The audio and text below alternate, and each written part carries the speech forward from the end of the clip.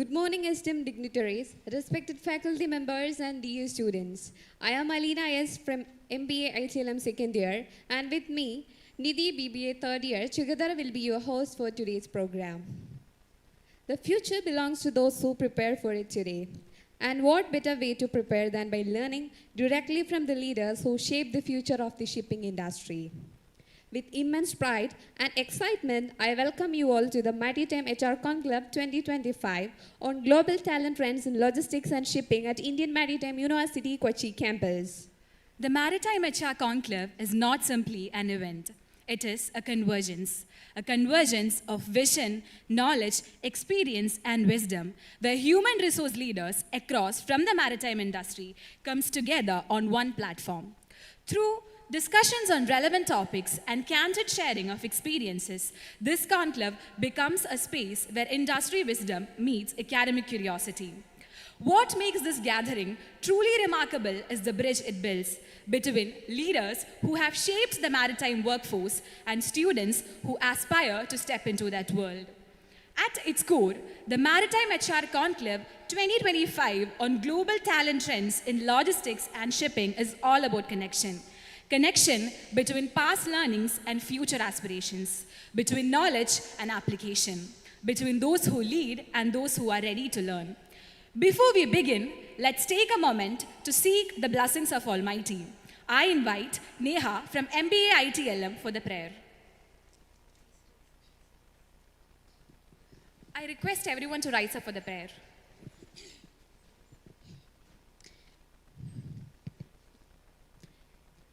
इतनी शक्ति हमें दे न दाता, मन का विश्वास कमजोर होना। इतनी शक्ति हमें दे न दाता, मन का विश्वास कमजोर होना। हम चले नेक रास्ते पे हमसे भूल कर भी कोई भूल होना।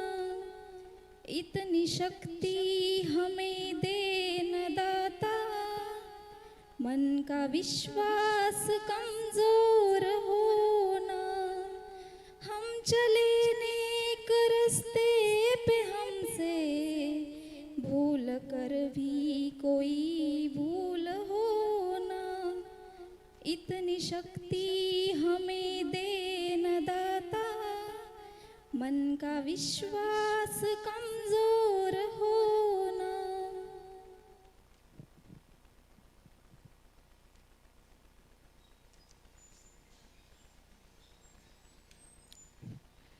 To grace this auspicious moment, I would like to invite our esteemed dignitaries to come forward for the lamp lighting ceremony, a gesture that signifies the dawn of new ideas, inspiration, and hope. I kindly request our Director Sir, HOD Ma'am, and other guests to please join us for the lighting of the ceremonial lamp.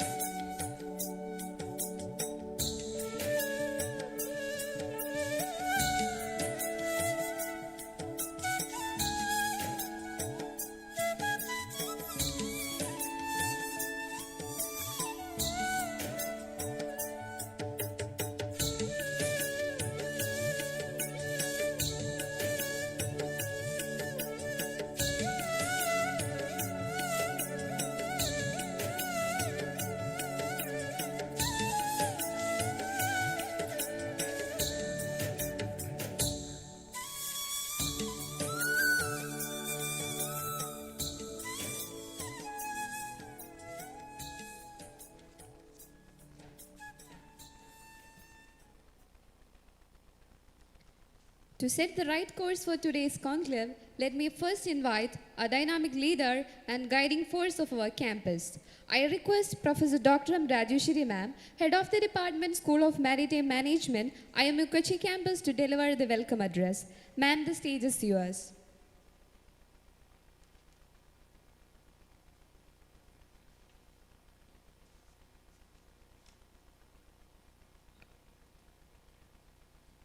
Good morning, everyone.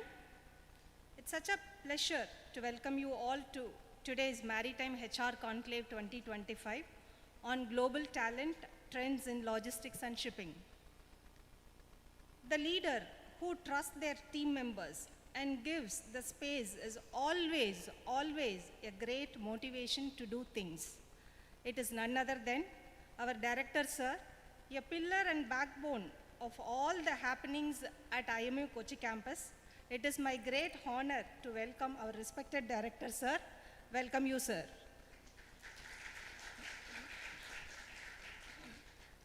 In the title, we all have seen the powerful two words, that is Maritime Conclave, which has its own power and its value. But, again I put but, adding two great alphabet, that is H and R, HR, which stands between maritime and conclave, become very meaningful, powerful, and soulful statement of today's event.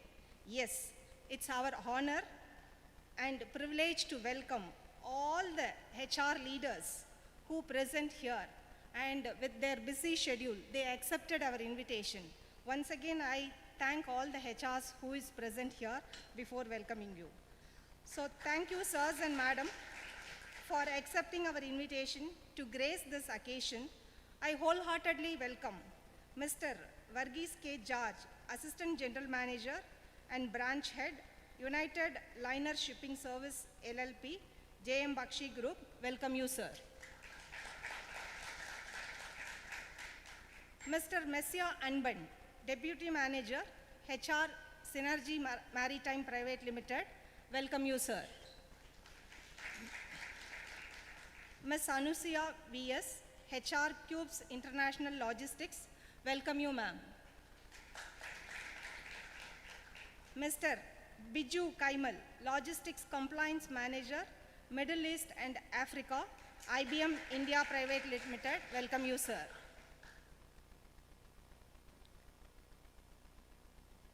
Ms. Alice George, Senior Manager, People, DP World, Cochin. Welcome you, ma'am. Ms. Rose Robin, Team Leader, Manchester Freight System Private Limited, under the Abraco Group of Companies. Welcome you, ma'am.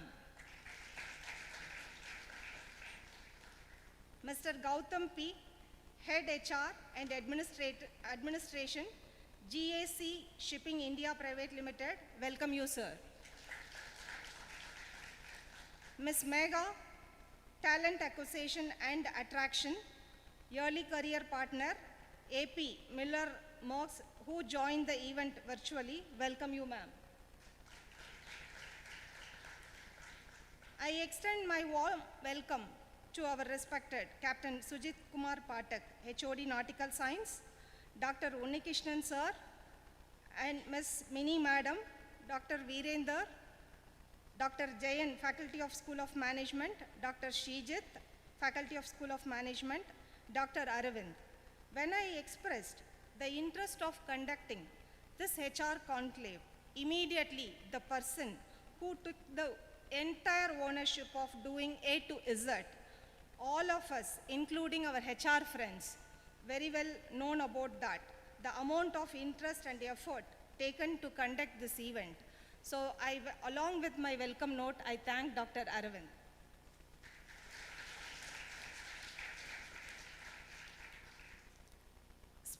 I welcome Ms. Amrita, special mention, the entire arrangement of the auditorium, she has done it. And I welcome my all admin staff who supported last 1 week, creating video, many things, special mention to Mr. Ratish. And my beloved students, without you, MBA, BBA students, Whatever the name I have spelled out, without you, it won't happen. It will not happen, yeah? So I welcome my beloved students. And of course, within the student community, there is always pride to talk about one small cluster who stands as a volunteer. Still they are standing.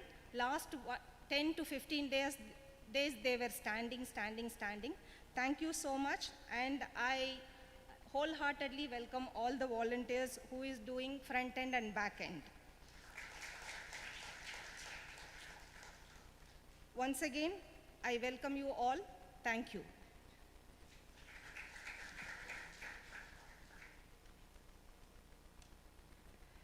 Thank you so much, ma'am, for your inspiring words. Your guidance and vision has always been the constant source of support and motivation for us, and we are truly grateful for your encouragement for making this conclave possible. Now, to formally commence this conclave, we are deeply honored to have with us our respected director, Rear Admiral Satyanarayan Almanda sir, whose vision continue to shape the growth of this institution. I would like to invite sir to deliver the inaugural address. Sir, please.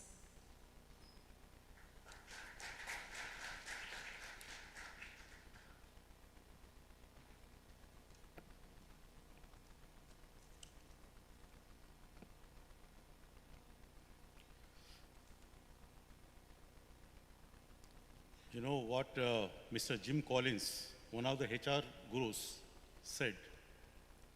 Great vision without great people, without great HR is irrelevant. Great vision without great people, great HR is irrelevant. I'm extremely happy to see all the HR experts here in the front row, sparing their time and being with us in this today's conclave. So coming back to the conclave, dear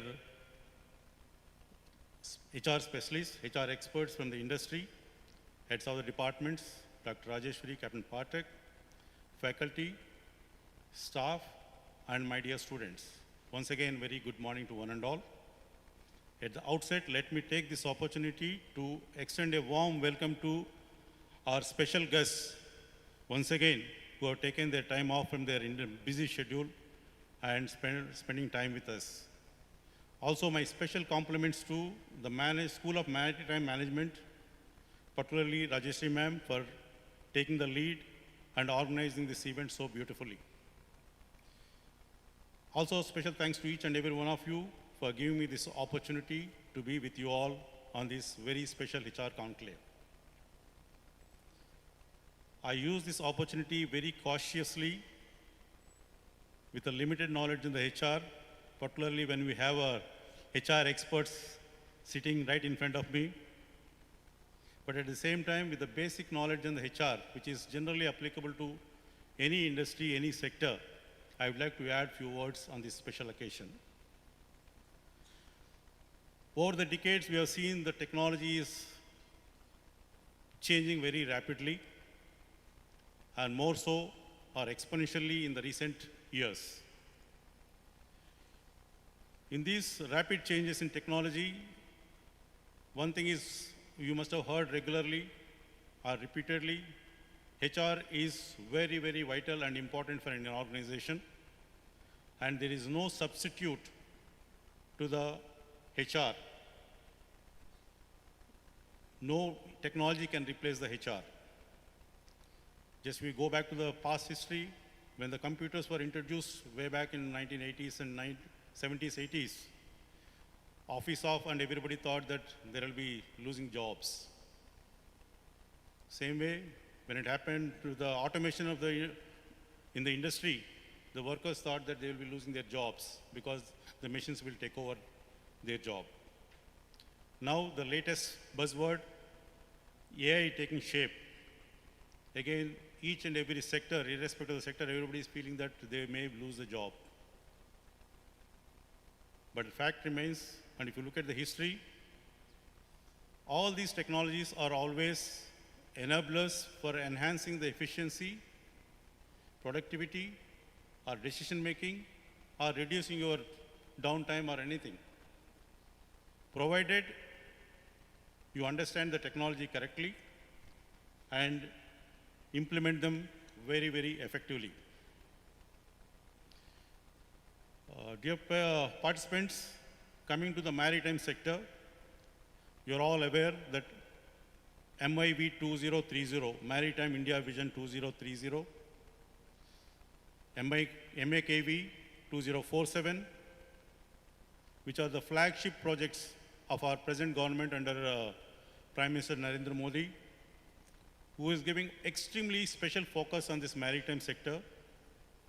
And as you are aware, this sector is going to be transforming in the very near future to a very large scale in an unprecedented way, with a special focus to ports, shipping, waterways, and logistics. As you know, investment of more than 5 lakh crores is anticipated to be spent in the next couple of years. The huge amount has already been spent. And by 2030, the sector is expecting more than 20 lakh job opportunities. 20 lakh job opportunities. You can imagine, and by 2030, it is not too far away from us. So only thing you have to do is you have to identify your skill or your area of interest and upskill yourself so that you are ready for the industry and get deep dive into the requirements.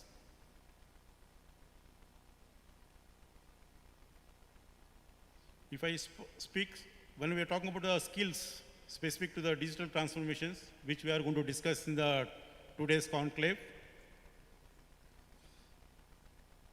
the digital skills are very, very essential now, and there is no substitute. Everyone has to be fully familiar with the digital thing, how to collect the data, analyze the data, and effectively utilize in day-to-day life.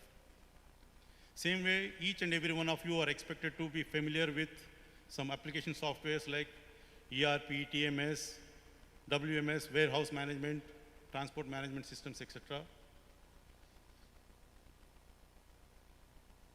One has to understand the concepts of artificial intelligence, machine learning, Internet of Things, blockchain technology. In fact, all these things we are using regularly in day-to-day life. When you switch on your mobile or when you Google anything, all these things are directly or indirectly being used very effectively.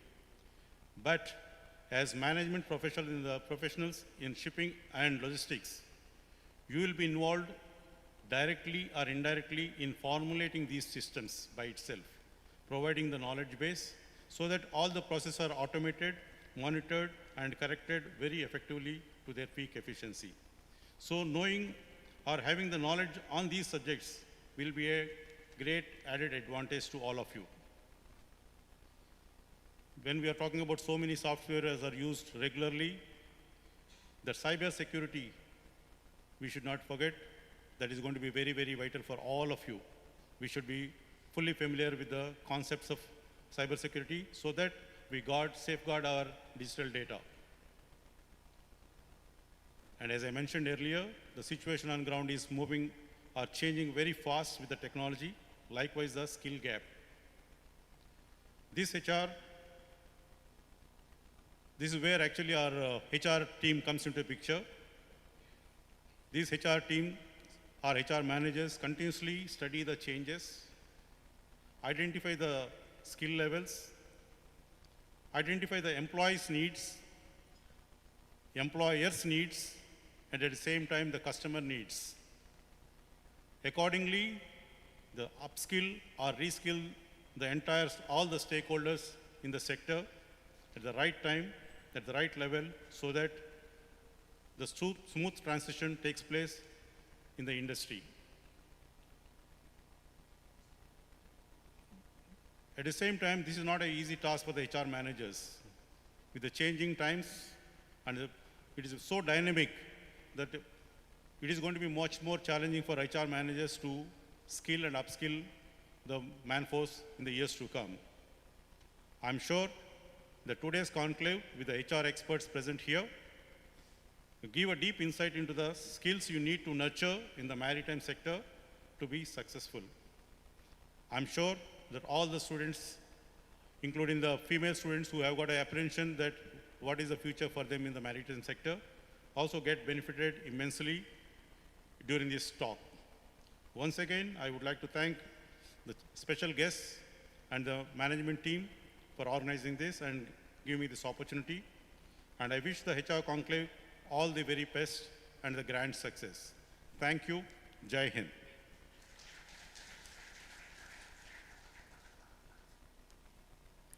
Thank you, sir, for your enlightening words and for inaugurating this conclave with your vision for the future of maritime education and industry.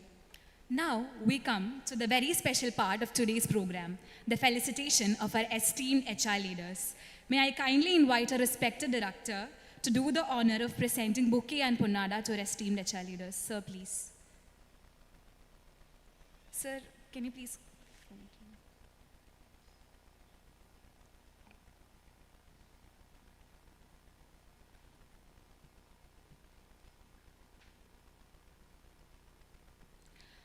I would like to invite Mr. Verghese K. George, sir, Assistant General Manager and Branch Head, United Liner Shipping Services, J.M. Bakshi Group. I request sir to kindly come forward and grace the stage.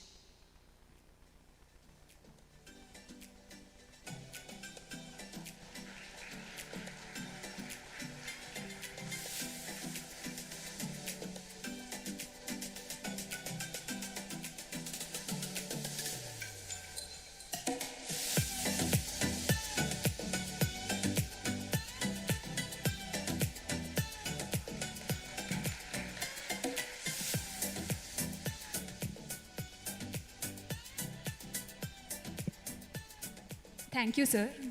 Next, I would like to invite Mr. Messia Anban, sir, Deputy Manager, HR Synergy Maritime Private Limited. With great respect, we invite you, sir.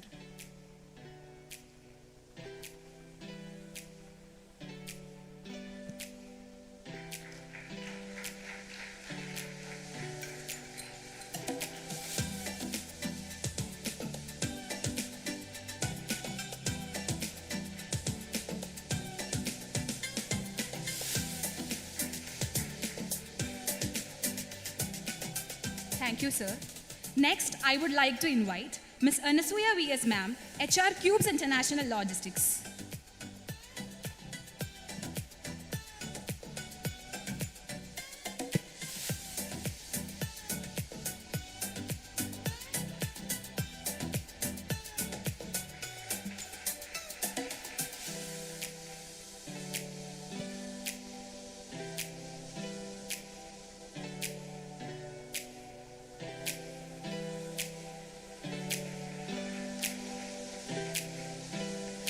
Thank you, Director, sir, for doing the honors. Now I invite our Head of the Department, Professor Dr. M. Rajeshwari Ma'am, to kindly come forward and do the honor. I would like to invite Mr. Biju Kaimal, sir, Logistics Complaints Manager, Middle East and Africa, IBM India Private Limited.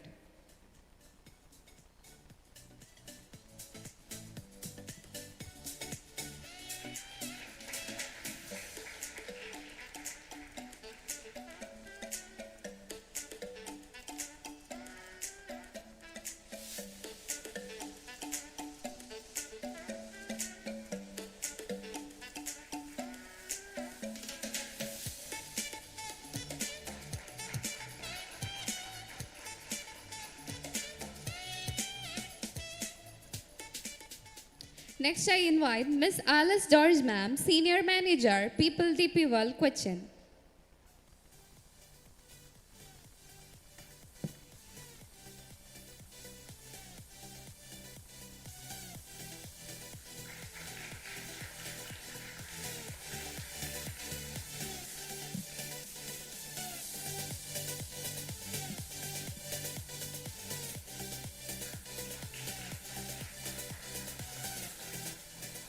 Thank you so much, ma'am. Next, I would like to invite Captain Pathak, sir, Head of Nautical Science Department, to do the honors. Sir, please.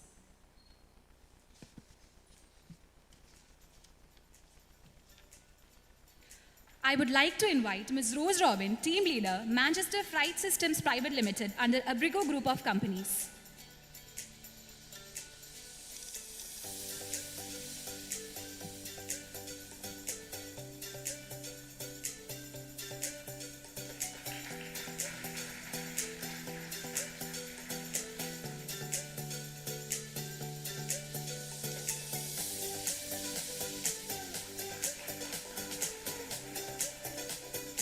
Thank you, ma'am. Mr. Gautam P., Head of HR and Administration, GAC Shipping India Private Limited.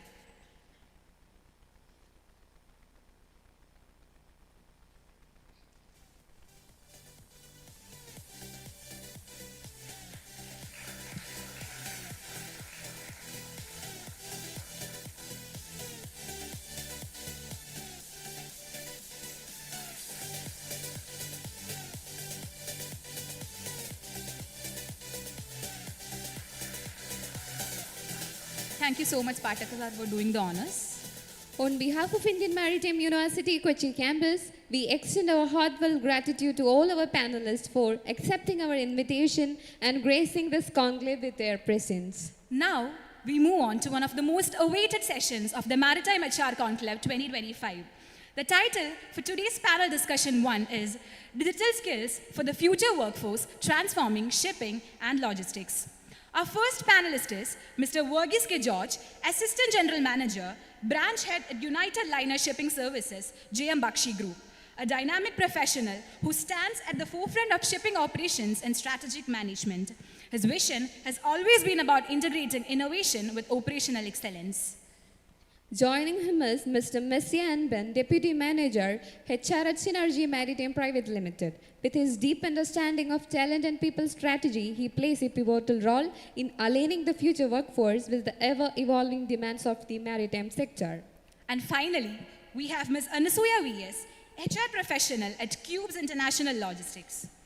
With her expertise in building strong organizational frameworks and nurturing talent pipelines, she ensures that logistics companies remain competitive in an increasingly digital world. To lead this discussion, we are privileged to have Dr. Arvind T.S., who will be moderating the discussion and bringing out diverse perspectives from our panelists. We are truly honored to have with us today. Let's welcome them to the stage.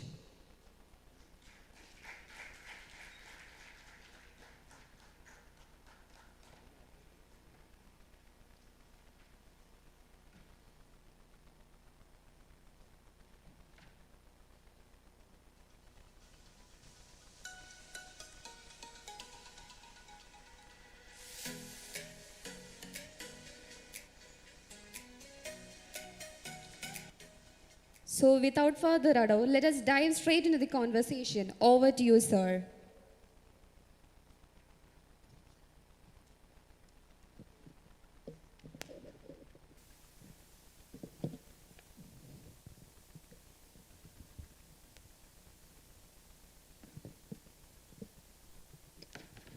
A warm welcome and good morning to respected Director, HOD SMM, HOD SNS, and all the HR managers. So we have decided to, go for digital skills for future workforce. So we are in the end of 2025, and 2026 we are going to step in. So we are reaching to Maritime Hr Conclave Vision 2047 also. So in this juncture, there are 3 parameters I believe we have to look into for improving digital skills, like digital tools, people, and future work. What exactly we have to understand what is future work also. Then only we can equip the people for future work as well. So according to DHL, Global Logistic Trend Report, over 70% of logistic company worldwide have integrated AI, automation, or IoT technology in daily operations. McKinsey, in their report 2025, digital transformation in logistics has improved supply chain efficiency by 30%. And we know that now we cannot see any company or any service industry without a tech-based. Everyone is using tech. No one is using, most of the job. Have an example in education. We are using, state-of-the-art classroom, connecting with the internet. We have a LMS system, we have ERP, everything. So when we take hospitals also, we can see tech-based automations. Everything has already came. So come to the logistic industry. in 2030, as per International Chamber of Shipping, in their report, they predicts that 50% of a port operation will be managed through AI integrated smart port. That is one of the vision of Maritime Hr 2047. So in this juncture, I would like to ask my first question for the discussion. Everyone can also, contribute. So we are very privileged to get Mr. Wargis K. George from JM Bakshi. Sir, in this context, how can we identify data savvy logistic professionals? How can companies balance their traditional as well as, in a what we call as in a galloping future digital workforce? Morning, Dr. Arvind. First of all, let me thank University IMU Director, Madam, and all inviting here. And I had an occasion here once for an interview along with my corporate team, and it was a good experience. When I started my career in journey in 1995, computer was really, a precious thing where maybe one person will be handling, one computer will be handling by 2 or 3 people. And, that time emails, we will send the emails, one person will dial the, internet, they will send it in one stretch like that. That has been changed. Everyone got the computers. Now everyone got the iPads. Now there is no need to sit in the office. Everyone is tracked. Company is tracking everyone. So now my company knows where I am. So the thing is, all the companies are looking for productivity. So as far as shipping is concerned, I can say logistics is not a small thing. It's a vast area. It's like, say, it's an ocean. Okay. Basically, from my perspective, and what I've seen, the people who are coming over there for the interviews and all, they should be aware of the domain.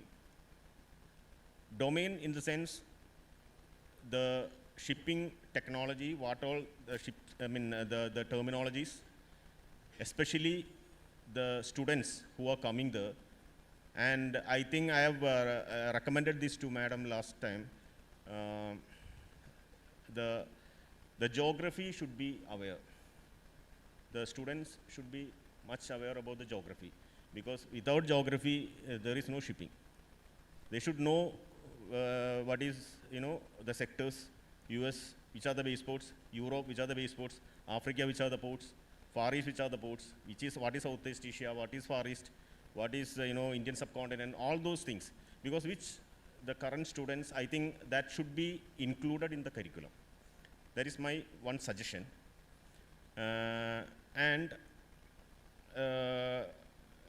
When during early days, we used to get the data, statistics. Statistics is very important. The AI and all comes, the statistics, the data, all those things automatically comes into it. When you talk about the AI, already JM Bakshi has already started that. And blockchain, very early they have started, okay? So we have our own, technology, tech divisions, the diabosis. So there are a team of working there. Our ports are controlled by Portal. There is a, a software developed by our company. And earlier days when we used to take the statistics, we have to, in Cochin, especially, we have to rely only on Cochin Chamber of Commerce where we get the statistics, where it is a dot matrix printer. I don't know whether current students will be able to know that. It's a dot matrix printer. Very, very long, and it is a detailed thing. You will get everything, you have to sort it out from that. So when you take it, suppose if you know a port called Rotterdam, earlier days I don't know where is Rotterdam, even though I don't even know the spelling of the Rotterdam. So I will go through the atlas. I will take it. From there, where is Rotterdam, which part, like that I will learn it. But now, everything is capsule. Now the students, everything is getting capsule. So the thing is, one click, they get all the details. Okay, but the problem is, are they learning really with this? Are they keep that thing into their head? Because the more the technology comes, the more, you know, you will, in my perspective, because maybe I'm an old school, because you'll be a little bit lazy, lethargic, laziness, all those things comes. So earlier we used to go to meet all the customers. In 2000 onwards, we used to go all the customers. Nowadays, people are not going. Hapag-Lloyd, I believe Hapag-Lloyd, Maersk and all, what they do, CMA even, they can code the rate directly. Them and the customer, if I am the customer, they will give the username, password. You just click it, you will get the spot rate, like the airways. Okay, suppose if you want to fly to London, okay, what is the rate for 2 days, next 2 days? That will be there. The same way, we will get the complete schedule, the vessel, the container will go on that particular vessel. Okay, and another thing, what about you were talking about the AI? DP World HR is here. The DP World, their productivity is the best productivity right now in India with 30, approximately 28 to 30 moves per hour. Okay. Now Vizhinjam started, it's completely automated. There is no manual intervention. Absolutely, there is no manual intervention. Everything is robots, like, you know, joysticks. So, but the productivity is only 10, 12, 15. Why? Because they are not equipped. They are not equipped. So, in operational side, yes, I agree to that. They must be well aware about the digital things. They must be aware about the technical side. All those things they should be aware. And also, each line, whether it is, you know, any carrier, they will have their own system. We have our own system. Okay. So, it's your product, Mr. Joel, he joined there, okay. So, he came there, he has learned our software, ERP, he has to learn, there is no other way. And my team, earlier team, they are well aware because they automatically they have to learn. So, it is important anyway. AI is very important in the coming, but it will be more important for the operations and documentation side.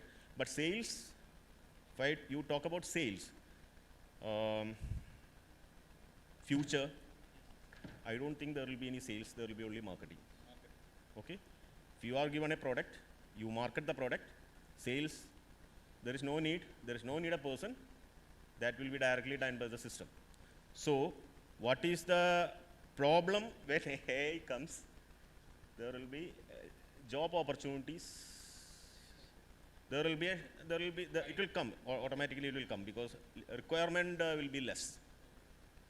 That is my perspective, but we can't avoid the technology development, we can't avoid that. It has to come. Fine. Sir, same, when in 80s and 90s, I've seen like, you know, accounts people who keeping ledgers, and later many people have lost job, but some people have, you know, earned softwares, I mean like knowledge about the software. Those people are continuing still. So we have to switch, or we have to reskill, or unlearn, or relearn, upskill, many things we have to do. So my next question, we are very privileged, Ms. Anasuya, Q Logistics, to be here as part of panel discussion. So connecting with this question, what is the role of HR manager or HR team in promoting the adoption of technology? I mean, sir said like Joel was a student of Indian Maritime University. Later, you know, we are not, we are only giving abstract of ERP systems, Tally and all. But the software is different when he plunged into the company. So, what are the efforts that you are taking to train, you know, people who are not skilled or savvy with the digital technologies? Good morning. Good morning. Thank you for giving me the opportunity to come to Indian Maritime University as a panelist. So this is my first time attending a panel discussion in my HR career. So talking about this automation and warehouse robotics, actually in logistics, it is a necessity for the competitive growth. So in logistics, this warehouse robotics, automation, IoT, everything is necessity. So people have to accept that. It is the initial thing that people have to, like employees as well has to accept that. So there is the role of the HR to bridge the gap between the acceptance and the technological advancement. So, so initially HR has to make the change management and communication, which is the essential thing. So we have to, so many employees in the organization are still not aware about basic like technical skills. So we have to make them understand that what to say, like Excel, a basic thing, which is a technical knowledge. Without that, nothing is going to happen in, not only in logistics, but in any sector. So we have to make them aware that how this like technical advancement or technological adaptation is important to both, like saying for both employees as well as the organization. It is the duty of the HR to communicate among these employees that how it is beneficial for both employees as well as the the organization. Let me interpret. If you give trainings and all, detailed training, and I believe it is very expensive as well. You are using, yeah. What about the retention rate of Gen Z? Yeah. Yeah, actually Gen Z, compared to the like millennials, Gen Zs are more aware of technology and they are curious to learn also. So it is easier to make them, they are quick learners. I'm also a Gen Z. So for them, it is easy to learn. They are fast learners. So it is easier for the HR also to make them train accordingly. For the students sitting in front of me, the BBA and MBA graduates, for you people also I'm saying that if you are going for a logistic field or a shipping field, you have to be more aware of technological skills. It is not like a past. Like in future, people are more into technology only, like AI, HR jobs, like HR thing, starting from recruiting, onboarding till offboarding, everything is carried out in HR, technology only. So it is important for every sector, not only in logistics, but I have worked in IT also. They have more into this, but technology, in logistics, all the paperwork, everything has been done by hand through paperwork only. Yeah, nowadays, it become more easier for everyone. Even ship registration also, e-Samudra, everything introduced. Everything, already the Verghese are told, everyone is having laptop, iPads. We can sit in home, do everything. So that is a technological advancement. And also upskilling and reskilling. Talking about upskilling and reskilling, initially they have to create an awareness about in future job loss. People should be aware that in future, already sir told that Gen Z are coming. So they will be more aware about everything. So it is more competitive. Among employees itself, it is more competitive. So people have to be more aware about this technological knowledge. And also talking about this performance appraisal, coming to HR perspective, this performance appraisal, training, everything. Talking about this Coca-Cola, they have implemented virtual virtual AI model training they have implemented. Simulation. Yeah. Okay. So, Madam, I just want to ask one more question. What are the perks that you will give? Anyone can answer. Okay. If a student is or the employee is very knowledgeable and he is taking more effort to learn new skills like AI, blockchain, then IoT, enabled systems and all, how you are encouraging those employees? Because this is the future. actually, in my perspective, they are the most important assets of the organization. So we have to retain them by, if one person is there who is having a proper knowledge in everything, all the employees can learn from him. Okay. We have in daily operations also, learning on a daily basis will create a technological organizational culture. Technological, like it is also the duty of the HR to build an organizational culture. So retaining those employees who are having that much technical knowledge is a big asset to the organization, I think.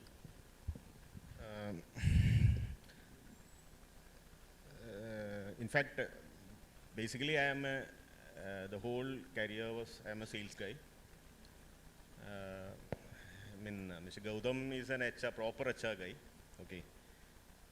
From sales point of view, you talk about, you won't get a good salesperson currently, not only in Cochin, anywhere in South India. You will not get a good salesperson. What is the reason? One thing is how you see, we all came after completing the courses, we are on the road. Okay. Now the people are learning the logistics, the institutes like this. So you have to teach them the sales especially, because without sales there is nothing. Either sales or marketing, whichever way. It is very important. Wherever you go, whichever product, if you are taking this one bottle water, you have to sell it. You have to market it.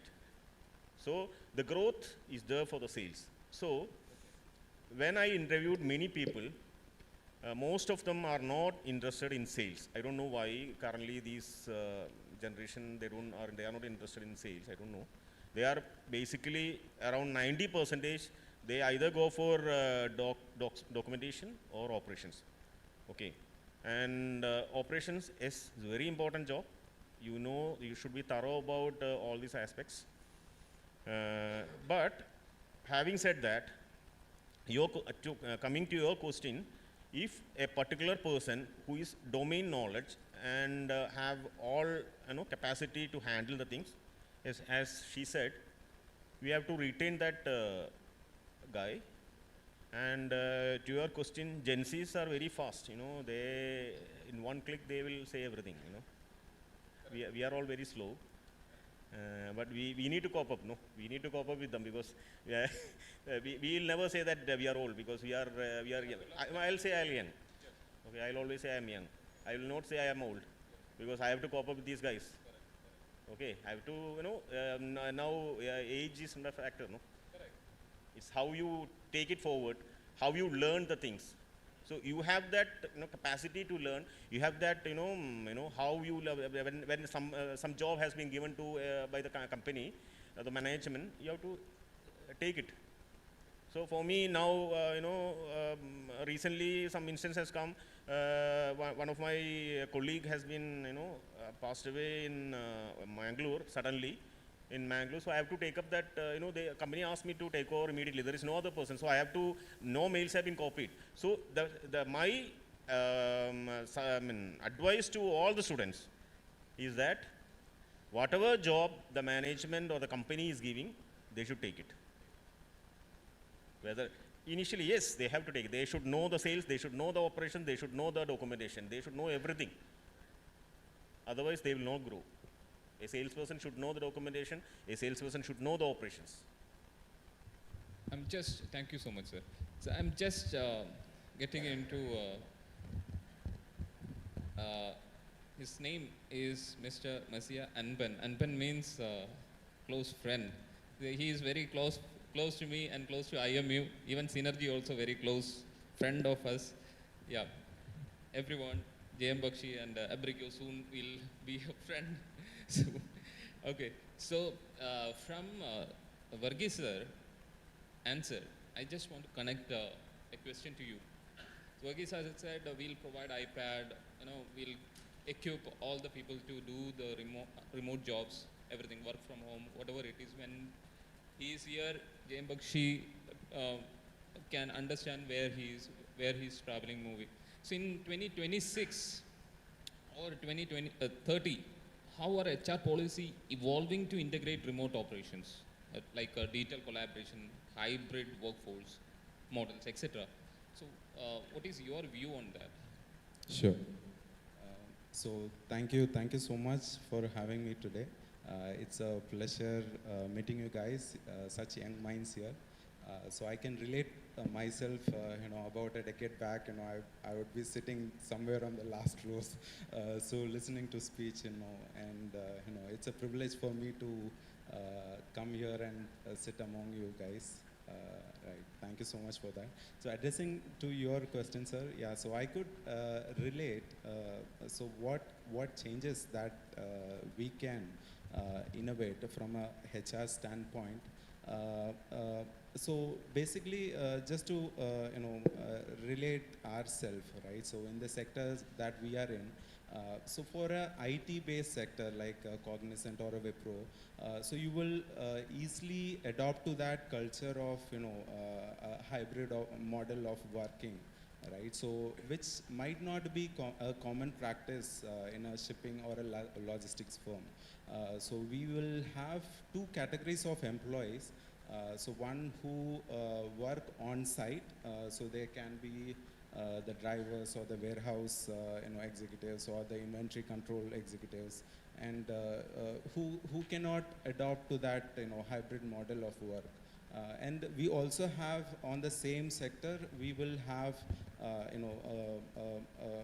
specialized kind of people, maybe a procurement executive or a customer support executive. So they can easily adopt to that culture of hybrid, workflow. So as a HR, so we will have to integrate both these, categories of employees, and we should not be biased, and we should not frame a process that can benefit only one category of employees.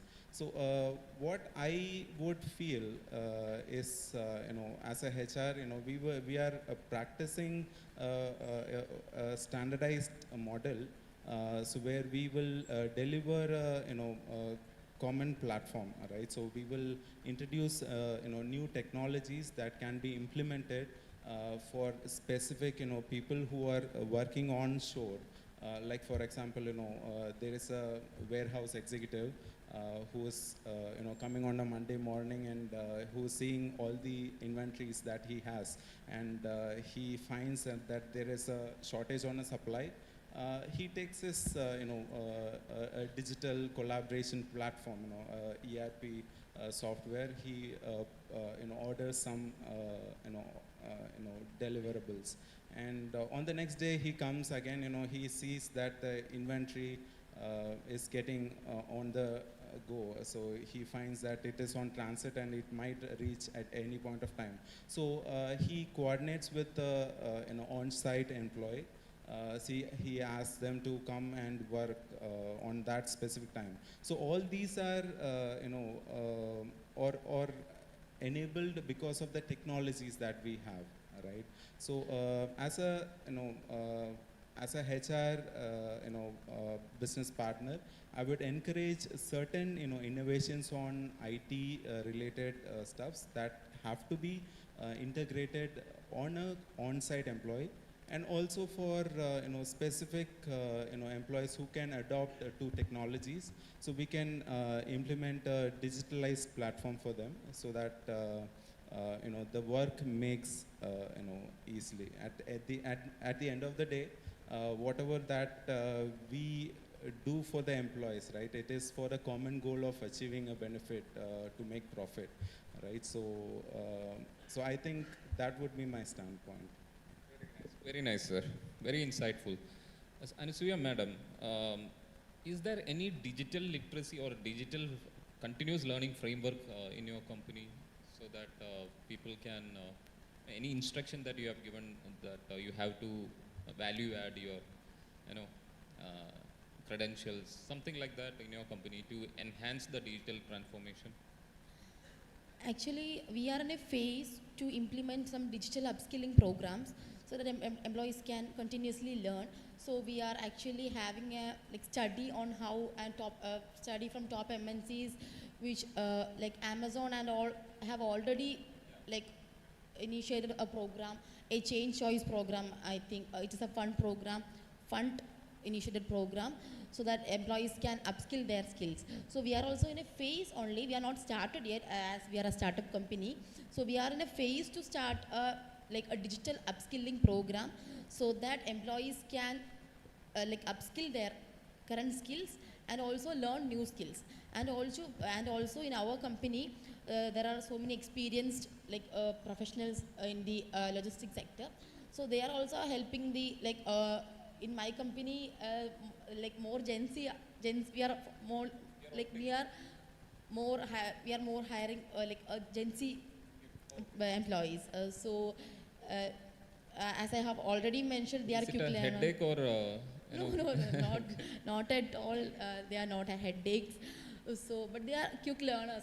As I have already nice, very mentioned nice. that they Yeah. have actually in HR department also there is a Gen Z. So Cool. they Yeah. are always a quick learners, and they will be asking their doubts, and they will be like, sir, this will be more easier to do this. Like our old employees are like, they will be manually typing this. They are not aware about those Excel things. Like Excel is the most important and easiest way to do our job. Everything starts, even big Ev- data starts from Excel. Yeah, everything is stuffed in that. We can easily do everything. Yeah.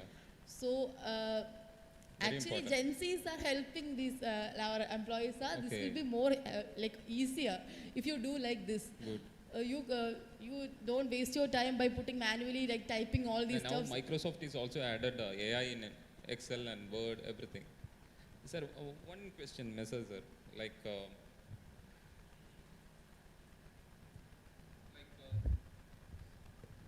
what about the cross-functional learning?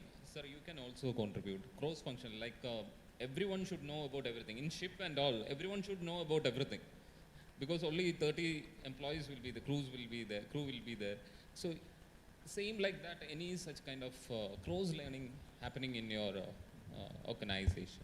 That some people will work in sales and no, maybe he will be sent to warehouse or something like that. So he'll get two skills actually.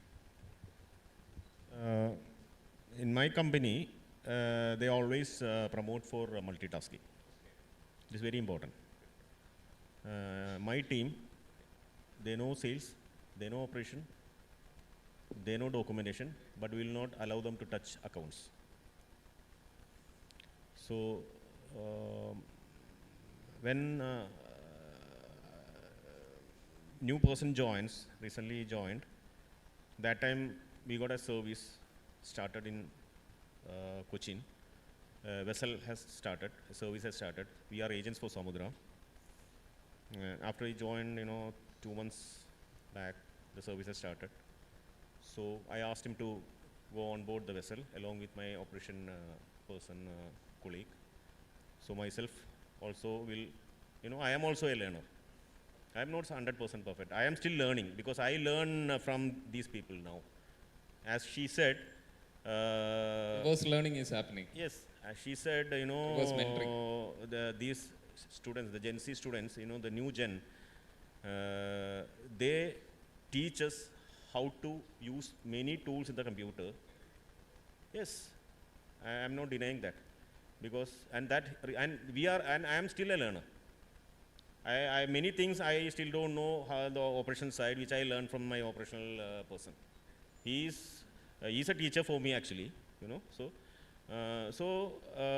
in my company, we promote all domain, yes, everything except accounts. Thank you, sir. What about synergy? Yeah, so I can relate to Wagi sir. So when he, whatever that he said, cross-functional role. It is very important for this era because you cannot adopt yourself on one core aspects. You have to diversify your portfolio. So only then you would be able to sustain. Right, so I can again relate to my background. So how many of you guys have dual specialization? dual specialization. Anybody who had taken right. Can you just relate to yourself? You know what exactly is the reason that you have opted for it? So.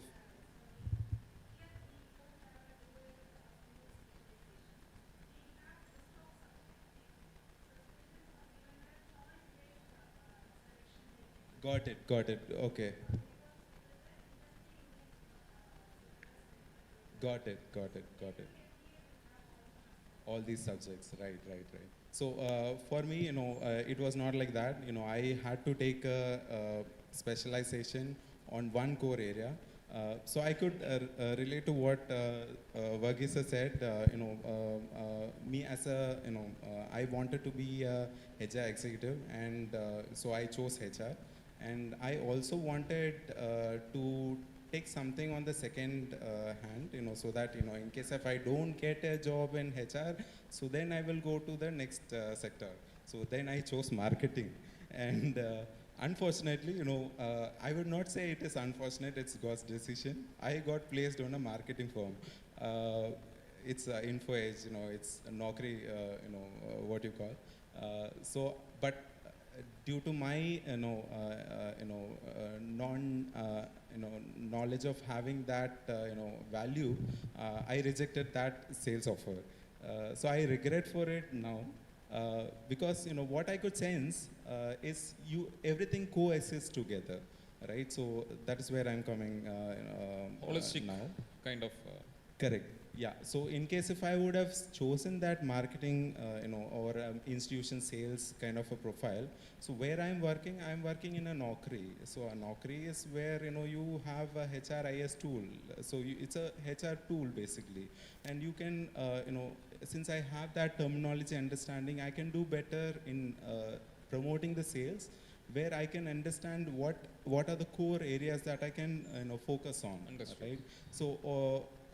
Just relating to that, so the correlation can happen since we are on logistics sectors. We are, it is a necessity now to upgrade ourselves in technology, right? So because everything is getting automized, so in case if you are sticking only to a manual process, we will not sustain on a longer run. Right, so as a HR, when we try to implement such things, for example, considering synergy, so whenever we have some portfolios coming in, for example, if we have a procurement executive requirement, so we not only look for talents who can upgrade themselves only on logistics or procurement kind of a portfolio. So we also upgrade our job description in such a way that we kind of source the talent skills, maybe as Madam said, so we would be, taking out responsibilities from, understanding the core basic Excels and the Power BIs. They have to work on reports, they have to do MIS transactions. So this is all the upcoming, workforce plans that we have for our executives.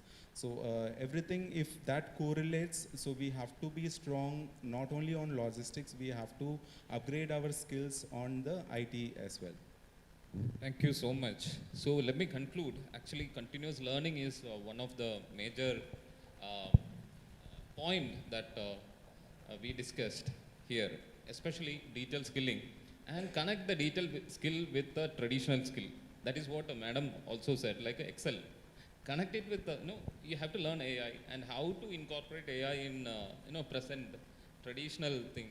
Sales, Sir said sales. How you can improve sales, you have to check with, some digital tools and all, then implement.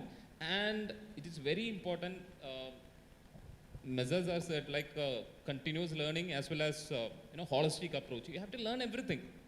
You have to learn operation, you have to learn sales, you have to learn HR, so that you can understand what exactly the company is looking into, their vision, mission, KRA, key result areas, etc. So you can become a very good employee with digital skill as well. And digital skill is the order of the day.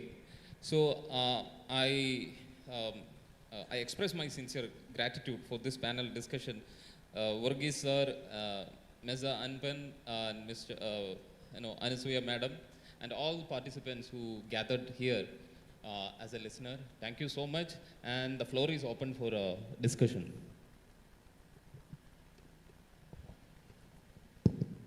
Hello sir, good morning. My question to Ansuya madam. Actually, what are the three major digital skills that a professional who enters to the workforce must prioritize today? Speaking about the basic skill, which I have already mentioned, is Excel only. So, and the skill, talking about the skills, as sir told, you have to be efficient in all the areas when you are entering into logistics.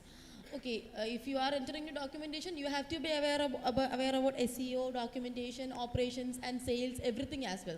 And then only you can operate, like you can understand what's happening in the company.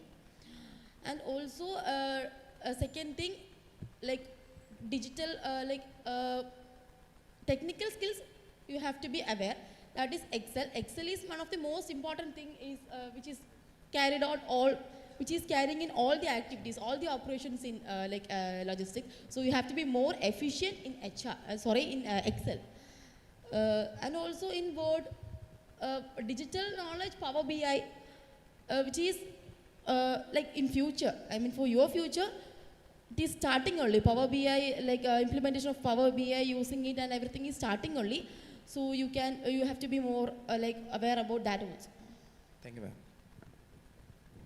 Any other questions? Yes, sir. Good morning, sir. Myself, Gina Francis, MBA PSM. I have a question. So, when you think of your journey, your career journey especially, which digital skill changed your trajectory? The question is to whom? Varghese, sir, since he's the most experienced person in the floor. Basically, my answer to your question, first of all, you should be dedicated to the job and dedicated to the company. See, I am with this company and I am proud to say that I am a Jambakshian, 26 years.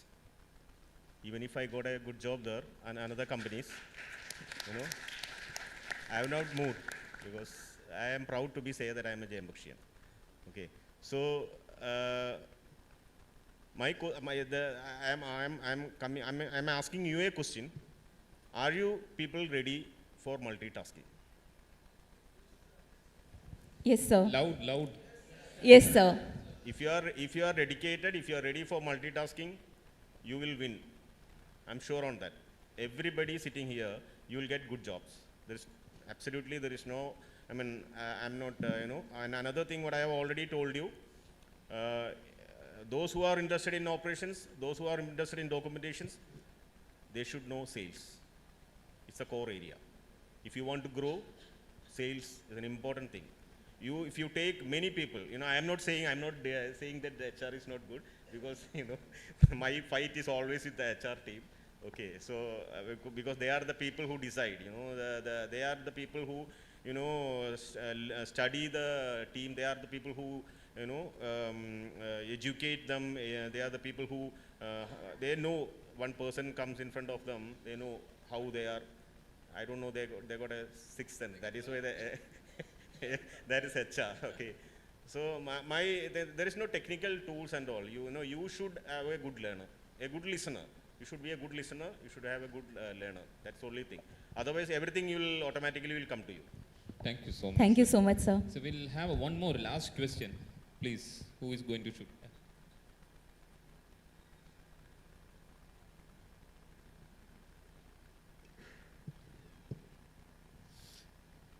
Good morning, ma'am.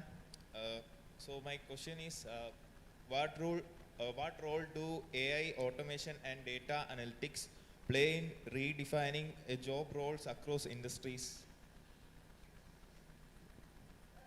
Actually, can you please repeat the question? Yes, ma'am. What role do AI, automation, and data analytics play in redefining job roles across industries? Actually, talking about logistics industry, it is playing a vital role. As always, we have been in discussion like automations and warehouse robotics. Everything has been AI generated in the coming phase. So everything, each and every job, like operations in logistics, will be AI generated, like AI based in the upcoming phase. As I have already mentioned, now like everything is carried out my paperwork, but in the previous era, not pre- in the coming future, everything will be online, AI based. So adding to what Anna Soya said, so AI, you can find it everywhere. You find chatbots in all the website now.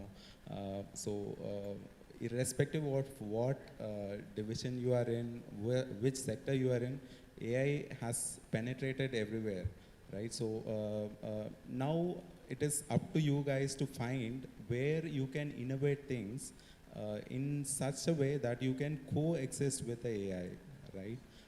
For example, you will have a customer support team earlier, so which is drastically has reduced because of the AI, right? So if I only have to rely on customer support, if I have to upgrade my skills on only the support aspects, so I might not find a good opportunity.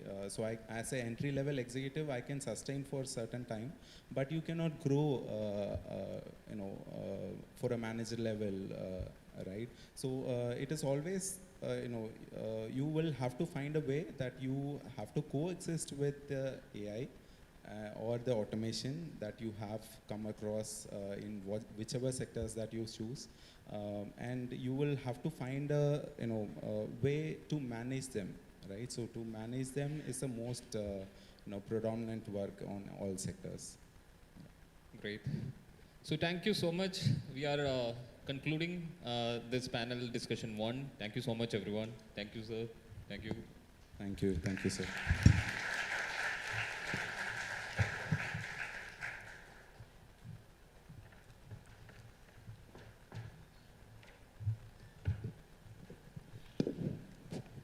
Thank you so much to all our distinguished panelists and our moderator, Mr. Aravind sir, for such an insightful discussion. The thoughts shared today on this panel have not only highlighted about the challenges, but also opened new pathways for how our maritime sector can embrace transformation with both technology and human capital together. Now let's step into the most significant part of today's program. I would like to invite Mr. Arnav Huda from MBA ITLM first year.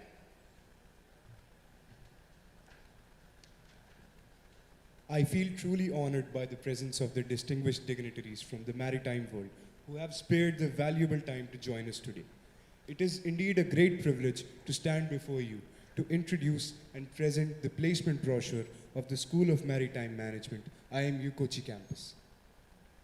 This brochure is not just a compilation of facts and figures. It is a reflection of our university's vision, values, and steadfast commitment to excellence. It embodies IMU's mission to mold competent professionals who are equipped to meet the evolving demands of the maritime and business landscape.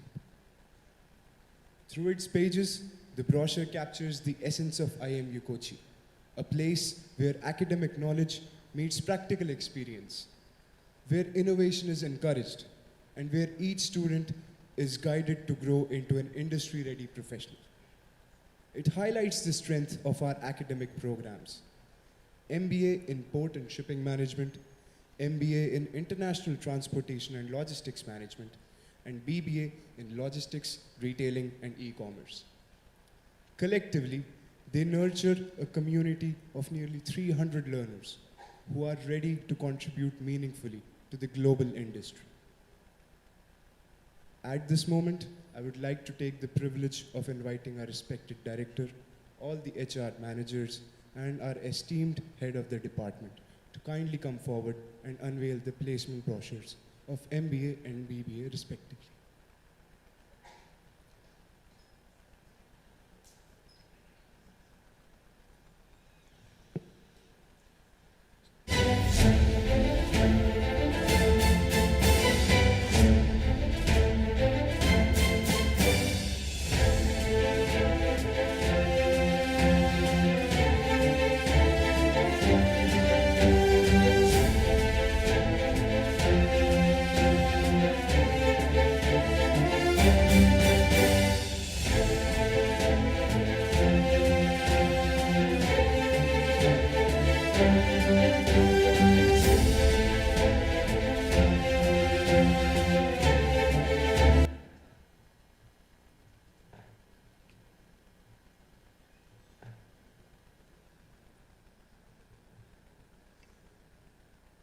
We are unveiling the brochure of our MBA program right now.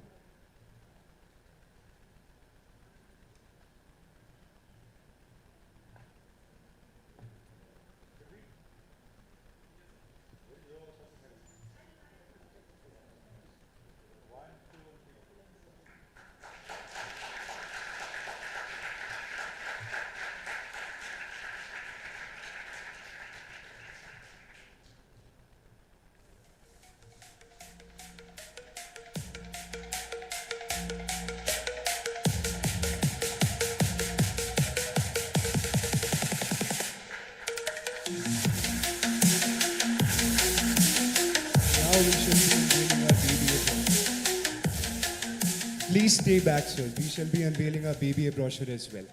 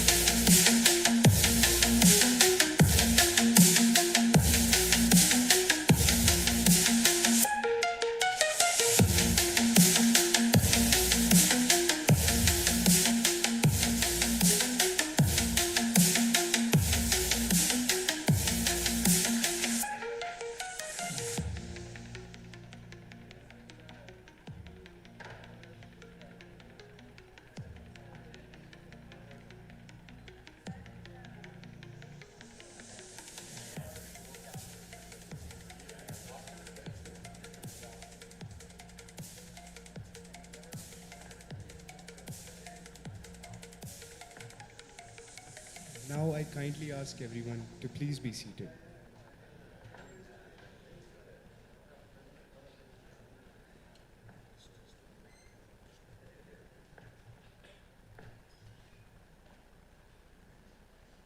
With that, we mark the start of countless success stories in the days ahead.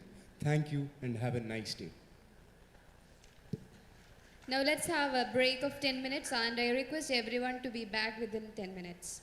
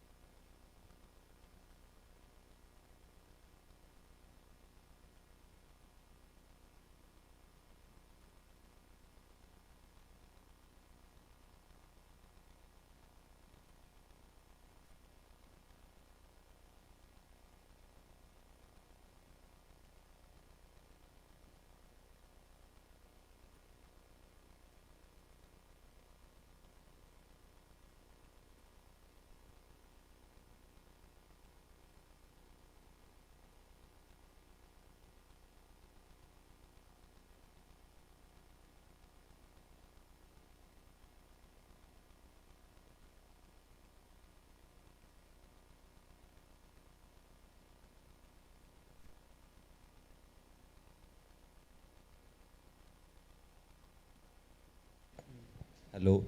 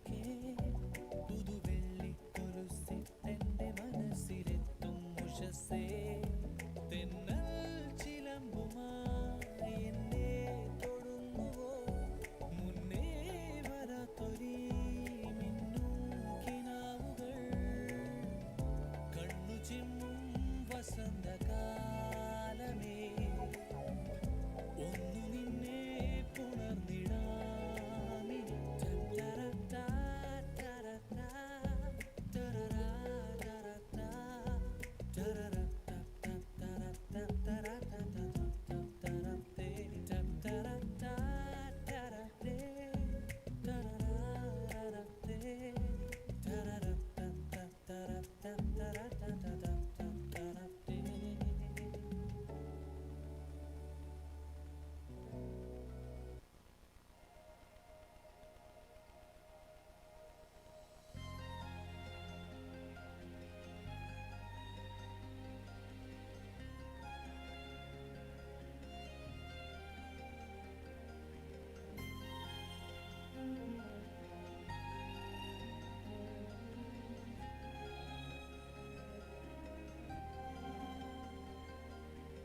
N രാമഴയിൽ ഇതൾ നനയും പനിമലരേ നിൻ ഓർമ്മകളാ മൈയെഴുതും നഗരമിതിൽ കാണാമറയത്തു നിന്നും ഏതോ മയൂരങ്ങളാടി ആരോരുമറിയാതെ നിൻ പൊൻപിറാവുകൾ നിളവെയിലായി ഇണത്തിരയുകയോ N രാമഴയിൽ ഇതൾ നനയും പനിമലരേ നിൻ ഓർമ്മകളാ മൈയെഴുതും നഗരമിതിൽ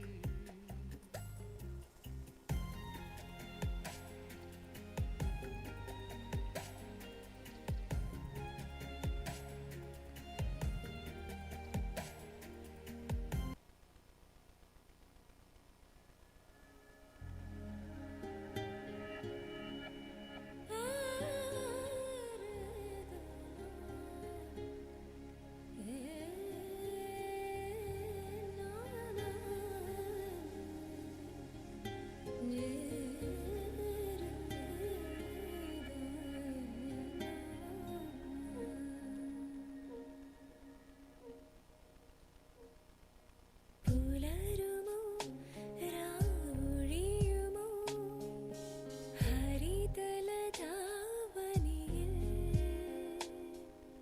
പുലരുമോ രാവൊഴിയുമോ ഹരിതലതാവനിയിൽ ഒരു കനലെരിയുന്നതോ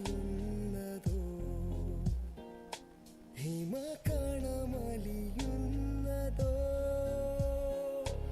ആകമേ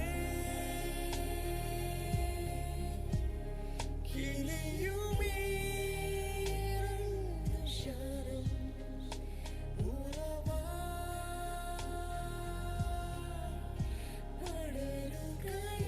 പടരുകയായി ഇതാ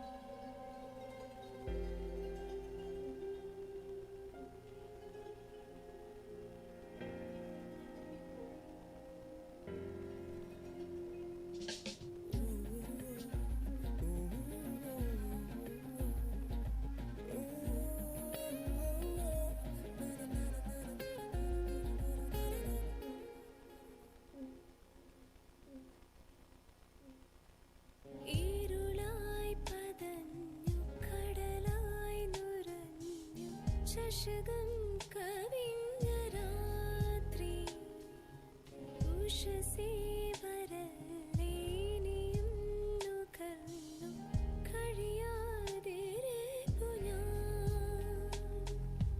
ഓരിതൾ പൂച്ചൂടുമീ പെണ്ണിന്റെ ഓരം ചോന്നുവോ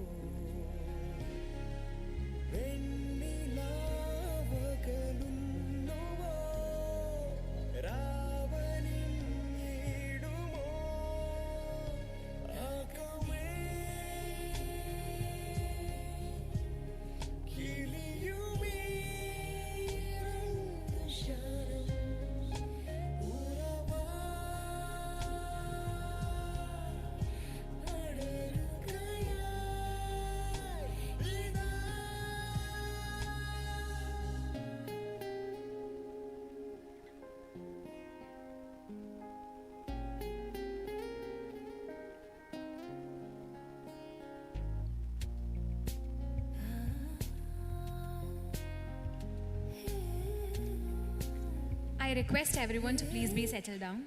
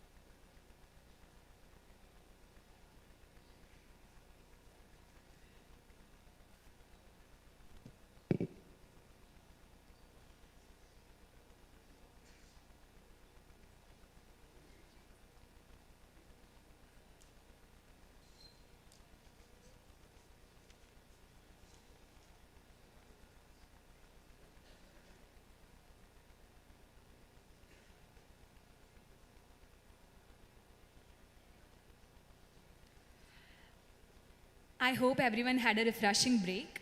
We now move into our second panel discussion centered on a theme of immense relevance to both industry and academics, bridging the skill gap, preparing future talent for shipping and logistics. So in a sector as dynamic and global as maritime and logistics, talent is the anchor. Yet the challenge before us is clear. How do we equip the next generation with the skills needed to thrive in such a rapidly evolving industry? This conversation brings together who not only understand the demands of the industry, but also play a pivotal role in shaping its workforce. Joining us on this panel are Mr. Biju Kaimal, Logistics Complaints Manager, Middle East and Africa, IBM India Private Limited. Ms. Alice George, Senior Manager, People DP World Cochin. Ms. Ross Robin, Team Leader, Manchester Freight Systems Private Limited under Abrico Group of Companies. Mr. Gautam P, Head of HR and Administration, GAC Shipping India Private Limited. We are honored to have such distinguished voices on this platform. And to steer this insightful discussion with thoughtful moderation, I invite Ms. Benna KS from MBA ITLM, student of Indian Maritime University, Kochi Campus. We welcome everyone to the stage.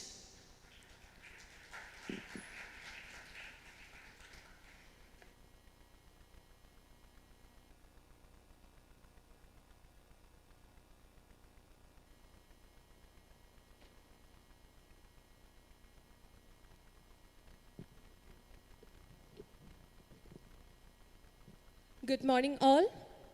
Respected Director Sir, HODs, faculties and my dear friends. The shipping and logistic industry faces a major skills gap. Technology is evolving rapidly, which is also considered as a major challenge. So today, the topic for our panel discussion is Bridging the Skills Gap, Preparing Future Talents for Shipping and Logistics. I would like to ask my first question to Gautam sir. So, how important is to maintain a well-equipped LinkedIn profile? Do companies really look into the LinkedIn profiles of the candidate during recruitment process? Yeah, first of all, Okay, I'll repeat the question once more. How important is to maintain a well-equipped LinkedIn profile? Do companies really look into the LinkedIn profiles of the candidate during recruitment process? first of all, thank you so much for this opportunity. A small introduction of myself. My name is Gautam and I represent GAC Shipping India Private Limited. Our head office is based out here in Kochi. And I've been with this company for the past 12 years. Sorry, I have a rusty voice thanks to my 3 kids. They are of different ages, so one or the other brings in either a cold or a cough or a fever. So that's part of parenthood. So you will also face this at some point of time. Coming to your question, so LinkedIn, it is actually like a digital passport of every individual. So, and a recruiter who goes through your LinkedIn profile comes to know what is your journey, what is your aspiration. So it gives you more information actually from other portals which is available like Naukri or Monster or Indeed. There are lots of portals which is available, but this gives you a little more knowledge or information about yourself. So I think I'll take your question in different parts. One is basically why LinkedIn. So every country has few active job portals, but LinkedIn is a global platform. So you have recruiters across the globe who is looking for resources which matches their requirements. So your presence is seen globally. That is one aspect. And the other one, as I said, it's a digital digital passport, so which gives information or rather your journey, your career, your past, etc. What needs to be there in LinkedIn? A good updated photo of yours, which is professional, not standing on a beach or not standing with your friends. It should be an individual self photo. A summary about your career aspiration, certain hashtags which is related to your interest or your industry, because recruiters do search with these aspects. And then your achievements. You may have done certain certifications, update on that certificates. These are the aspects which you need to look at when you are joining LinkedIn and updating that. Now from a recruiter perspective, what they look is, what are the endorsements that you have received? What are the certifications that you have done? And how well you have articulated your journey so far. It can be your internship. It can be about your experience when doing that internship, certifications, etc., etc. And you need to be active. Active doesn't mean that like in Facebook and Instagram, on every Tuesday, Thursday, Saturday, 7 o'clock if you post, you get a lot of likes and shares. It's not that kind of active participation that you need for LinkedIn. It's more to do with liking, sharing or commenting articles which is of your interest or of your industry aspects or where you want to be. It can be about your aspirations as well. So during the break I don't remember that gentleman's name. He should be somewhere around. He sang a song for us. So that's his passion. He can actually share things about it. It needn't be from your industry. So when somebody goes through, or I as a recruiter goes through that, I will have an understanding that this person is updated or this person knows what's happening in the industry. So to summarize, ensure that your LinkedIn is well updated, even if it is a small certification or anything related to your interest, please do update it and keep it as professional as possible. It is actually becoming the first source of sourcing candidates for most of the organization prior to any other job portals. So please ensure that you keep it as much as updated as possible. Thanks. Thank you, sir. That was insightful. Next, I would like to move on to Alice, ma'am. Ma'am, like we always put in our resume that we have good communication skill, adaptability, multitasking, etc., etc. But do you see a gap between what resume actually shows and what the candidate actually delivers? I'm so glad you brought this question up because in my 17 years in HR, I've been with multiple industries. I started with manufacturing, I moved on to e-commerce, I've spent time in retail, and now with the shipping, ports and terminals.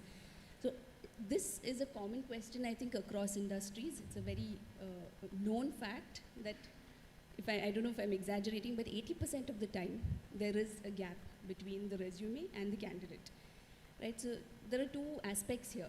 The first thing is the resume itself, and the second is the candidate's, what I would say, employability, right? So when you say resume, again, you have resumes which are what? They call it a biodata, and from my experience, I've seen students or candidates come up with a lot of details, their mother's date of birth, mother's name, except for everything that they're supposed to be telling us, right? So those resumes, I'm telling you, get rejected immediately. They might actually have the skill sets for getting into the job, but the resume doesn't speak enough. The second type of resume is okay, you can hear me? Am I loud enough? Right. Okay. Yeah, so the second type of resume is where, they look through the JD, they will copy paste everything in the JD, or they will go through AI of late. Since AI is in the market, they would put their resume into an AI tool and get all sorts of things done in that, but they don't know what is written in the resume themselves. And then they come for the interview, right? So these sort of profiles might get shortlisted because the keywords would be there, especially when the recruiters are using AI tools to recruit. All the keywords would be there. So the candidate gets a chance to land up an interview. But the second aspect, like I said, the candidate's employability. The candidate comes in, and half the time they are either not dressed well or they don't have any idea what they've come up for. So they sometimes go through the JD, but they don't link the JD with what they have. So I may not be 100% aligned to the JD that the company wants me to do when I join. But then there would be certain skills that I can connect to the JD and say that I've not done this before, but I have this skill set and I can learn and I can do well later. So that is one side of it, the JD. The second is when you sit for an interview, when you sit with any company. Now, for example, logistics, since all of you are logistics students, it's a very, very vast ocean, right? You have e-commerce in logistics, you have shipping, you have ports and terminals. So they are different verticals of the same, what you all call logistics. And each thing has a different requirement, right? The JD tells you what you need to do, and you need to understand what is expected out of you from the JD, what you can give with respect to the JD. You also need to be able to understand the business. So if you're coming to a shipping company, you need to understand what their core business is.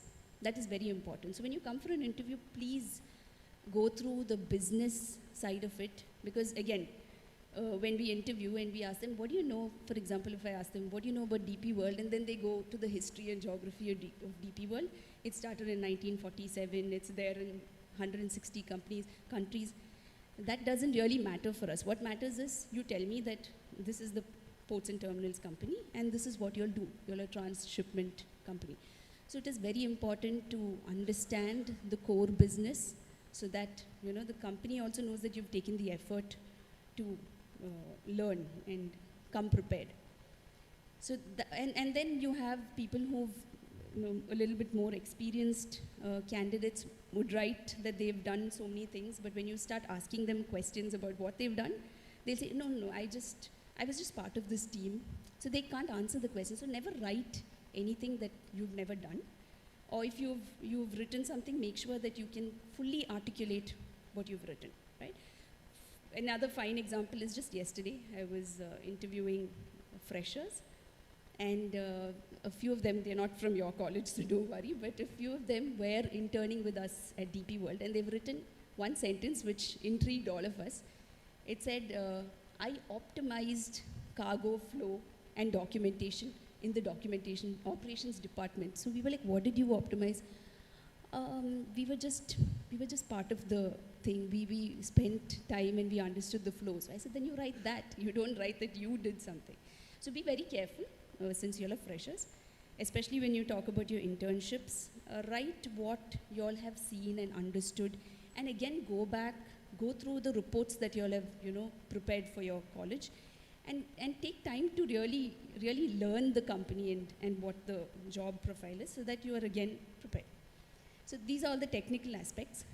Coming to the next side of it, which I would call again the bigger factor of employability, because from a fresher point of view, we would not expect too many technical details from you all, but your behavioral aspects, what I would call adaptive intelligence. Is you're going to a company, please understand the culture of the company. Is it like for e-commerce? I was with Flipkart before. So that is a startup company. So the culture there is very different, whereas DP World is a very different culture. So each company has its own culture. And from a perspective of understanding that culture, aligning yourself with the culture, the communication that you're expected to make during the interview for that, all that matters a lot. So I would again suggest colleges to do a lot more mock interviews with your students. And as students itself, if you all can, I don't know how many of you all have heard about the Johari window? Yeah, can you explain what it is? You lifted your hand, I saw that. You would like to just briefly? Yeah, you can. Okay, I'll explain. So it's a model, it's a HR model, where you have 4 quadrants. Okay, you have the open self, where you and people around you know exactly what it is. Now, if I can sing well, and I know that I can sing well, and you know that I can sing well, then that's my open quadrant. Then you have the hidden aspects, where other people know about, the hidden is where you know about yourself, but other people don't know about you. Yeah, so there might be certain skills and traits that you've never shown before, but you know you have that trait, but other people don't know that. Then you have the blind side, where you have no idea that you are good at something or bad at something, but everyone else knows that. And then you have the unknown, where nobody knows anything. Neither do you know, nor the other person knows about you. So I would suggest that you all go through some model like that to understand where you stand from a behavioral perspective, so that you know what to work on. So each of us individuals have different things that we're good at, things that we need to work on. So models like this would help us again adapt ourselves so that we are equipped for interviews. Again, equipping ourselves for interviews is very, very important. Thank you, ma'am. So it's better to be always honest in the resume. Absolutely. Yes. And communication, again, communication is a very, very key factor. And I'm not talking about perfect English for that matter, but I'm talking about being able to communicate with confidence. So unless you do all these steps of going through the company's JD, understanding the culture of the company, understanding the business, you would never be able to talk confidently. So that is something that you all need to work on. Right? Okay. Now, I think my next question may seem a little basic, but it's actually not. It's about compliance. So, sir, Bichu Kaimal, sir, what basic compliance skills do you think every logistics employee should have?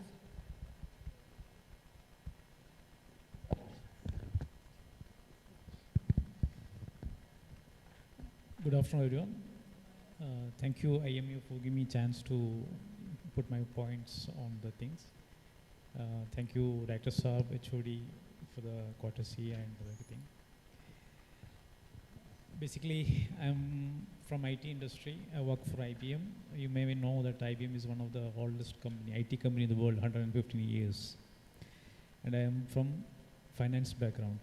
So you may be thinking what maritime students have from IT company and a person who from the finance background. So in my life, I entered in logistics compliance for my company.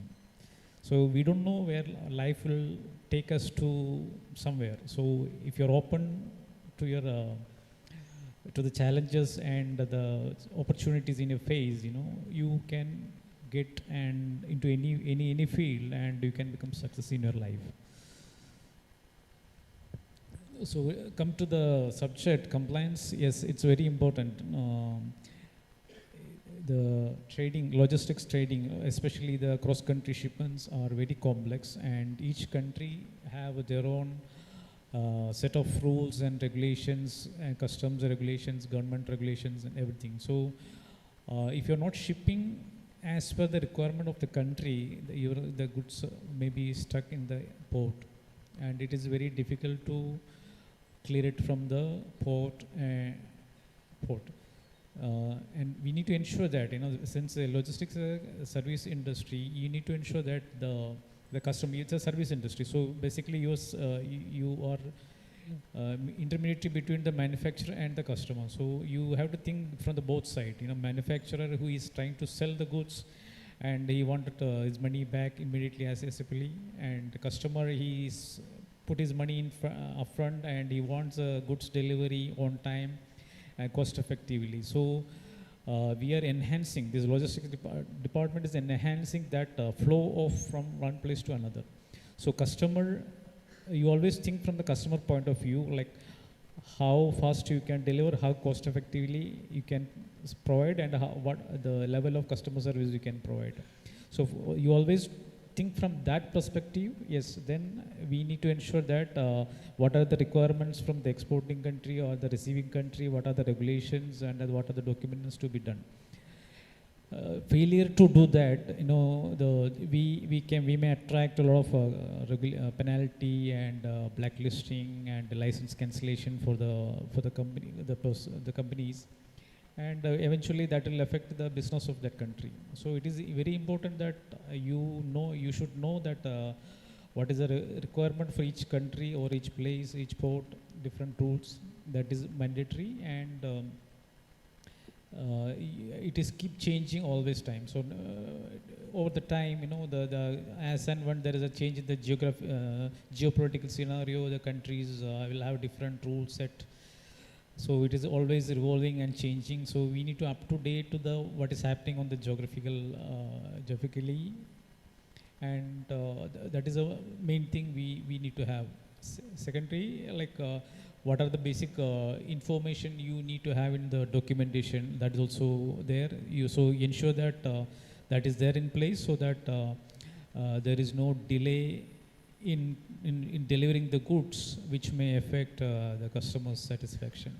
So compliance is the most important thing, and it is every time it is changing, and we need to keep updating ourselves in that. Thank you, sir. So as you mentioned, sir, you're from finance background. So like I was also doing auditing. So how is it from finance to logistics?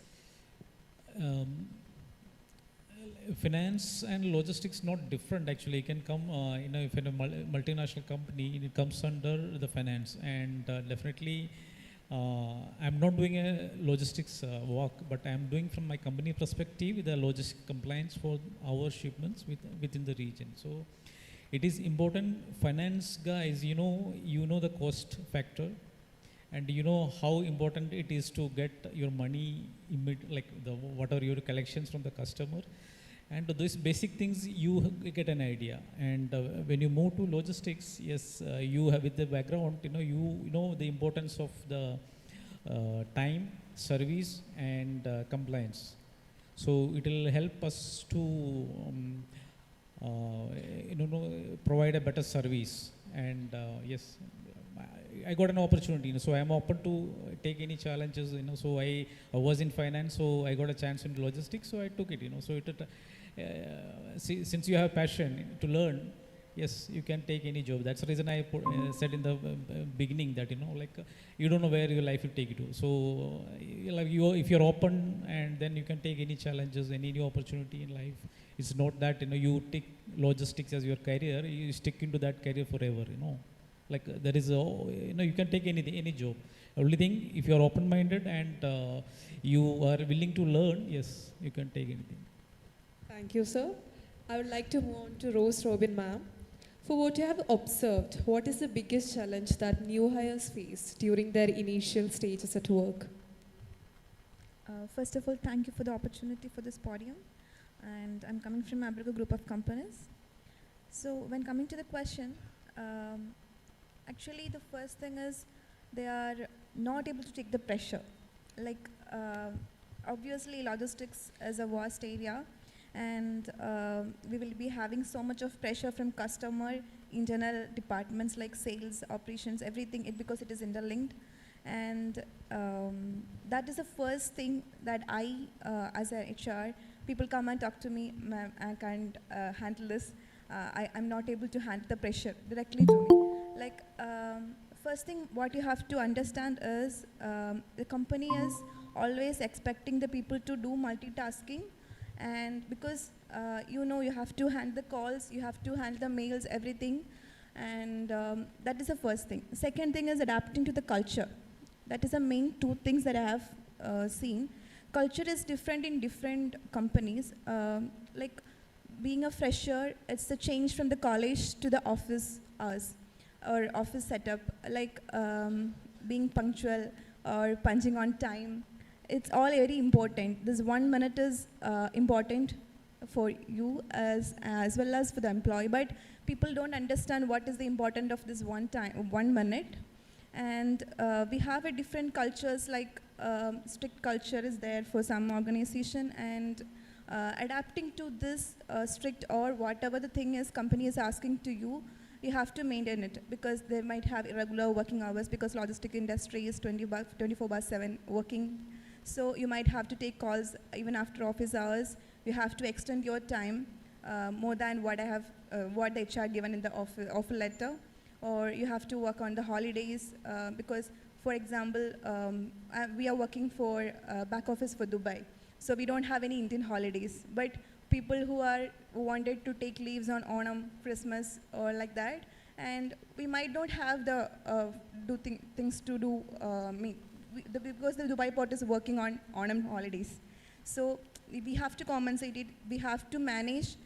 We have to distinguish the time you are taking to distinguish the professional and the personal life is very important in adapting, because in college or when we are studying, we can study whenever we want, but you have to send the mail on time, or you have to attend the call on time, because small delays can make a big difference in logistic industry. Because again, coming to this company, what I am handling is 1 AED is equal to 23 to 24 rupees. So when you are delaying a call or delaying a mail, it can cost to 18 to 19,000 AED loss or something like that. It will be very close to the company or to the person also. So the importance of time, adapting to the culture, adapting to the pressure, it is all important. That is the main challenges that I have seen when I am people are in the hiring new talents. Thank you, ma'am. I hope our students will make up to it in the future. Next, I would like to ask Gautam, sir, like I think everyone can contribute to it.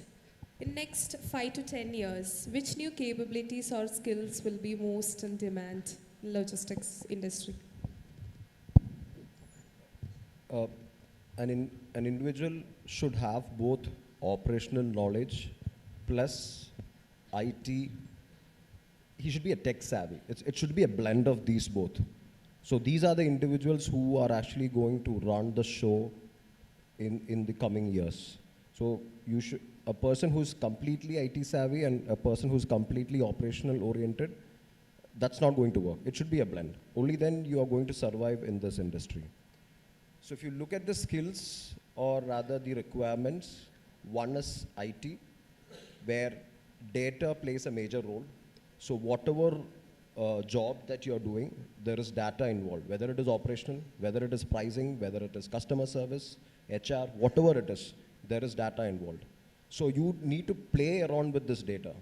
So there are visual representations of this data which you should be able to explain to your management or to your company. So this plays a major role, which is data accuracy. Then you should be aware about the AI developments which is there, because it improves your or the system efficiency as well as the productivity. Then, as far as logistics is concerned, it is more of moving goods. So whenever you say logistics, it is moving goods. And whenever you say shipping, because I have told when I joined GAC, when I told my friends or rather my relatives, I've joined a company called GAC, and it's a shipping company. So how many ships do you have? This is the question that they ask. So unfortunately, we don't have any ships. We are agents. So similarly, when you say logistics, they talk about moving of goods.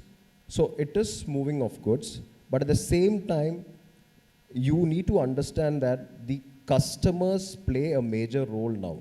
There are a lot of players who are available in the market. So you have to be very much responsive. You should be proactive.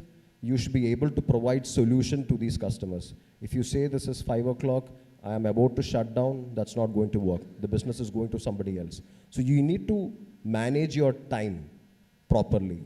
So if you say that you can give an information at 4 o'clock, please ensure you give it at least 2 minutes or 3 minutes before and not wait till 4 o'clock. So time management is very important. And then the people-centric aspects like communication, being adaptable, agility, all these aspects are very important because we have seen during COVID. So before COVID, the impression was that logistics shipping can never shut down. It should be 24/7 work from office. There was no work from home. There was no hybrid culture. We actually was working on Saturdays. So when we initially suggested about making Saturday off, the initial response was, no, the service is going to be affected. But during COVID, we have seen that things will happen. So at least for 1 month, everybody was sitting at home, but things were happening. So we have a hybrid model now in most of our major locations like Kochi, Mumbai, Delhi, Chennai, where we have a huge workforce. We work on hybrid model. So people need to come to office only 3 days. And there are people who are asking, how is it working? It does work. But there are people who may take advantage of this. So that's one side of it. So you should have some aspects to curtail that, but at the same time ensure that the major chunk of the workforce is made satisfactory. So these are the aspects which we need to look into. But in general, nothing to do with logistics or shipping, or for that matter, any industry. Health, wellness is most important. You need to find time for that, for yourself. Tomorrow, if anything happens to you, it is you and your family. Work is there, money is there. People run behind higher salary. So if you are getting X amount now and somebody offers 2X or 4X, immediately you jump. But one thing you have to understand is the work pressure is going to be much more than 2X or X that you're getting.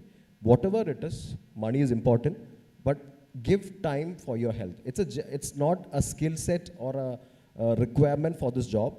For any job or for yourself, you need health. So keep time for that. Work is there. At the same time, put in time for this, and please ensure you have a good health. So, ma'am, any point to add to it? Yeah, I would like to add on. Can you hear me? Yeah. Being someone who is always looking for continuous improvement is also another skill. I'm sure that is a certification that you take. But besides the certification, whatever process you're doing, keep constantly looking for a better way to do it, an easier way to do it, right? An easier way to do whatever is being done, so that, you know, the time taken or the process, the time that, or the effort that the process takes is improved all the time. So that's continuous improvement. Another thing is getting into details, which very rarely, I mean, nowadays we don't see much of it. So if a task is given to you, don't go surface level, get into the details of it.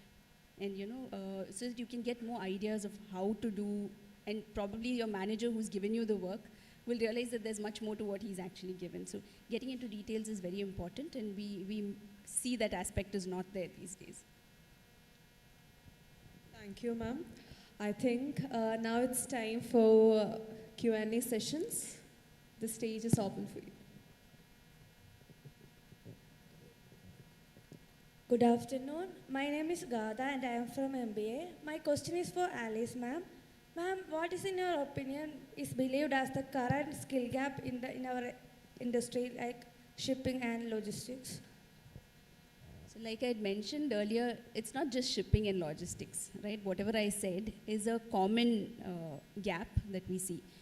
So whatever company you sit for, please get into the business aspects of it, understand what the core business is before you go for an interview, right?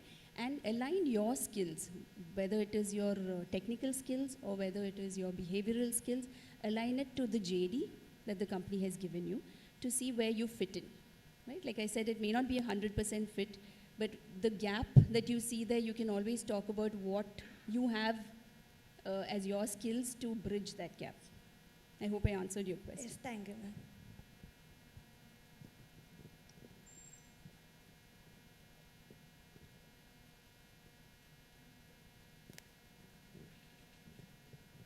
Good afternoon, everyone. Myself, I am Atul Kumati, and my question is to Gautam sir. So nowadays we can see that like huge rise in online platform, learning platform, and also certificates and boot camps. Do this actually matters in hiring decision? If I'm not wrong, your question is, does this learning platforms help in hiring? Yes. Is that what? Yes, sir. No, see, learning platforms doesn't help in hiring. It is about the candidate who comes for the interview. So, as my fellow panelist also said, when you write in your CV that I have done a certification in logistics, the basic understanding should be what is logistics. So in logistics, there are different aspects. There is supply chain management. We are into freight forwarding. So there is warehouse management. So there are various aspects.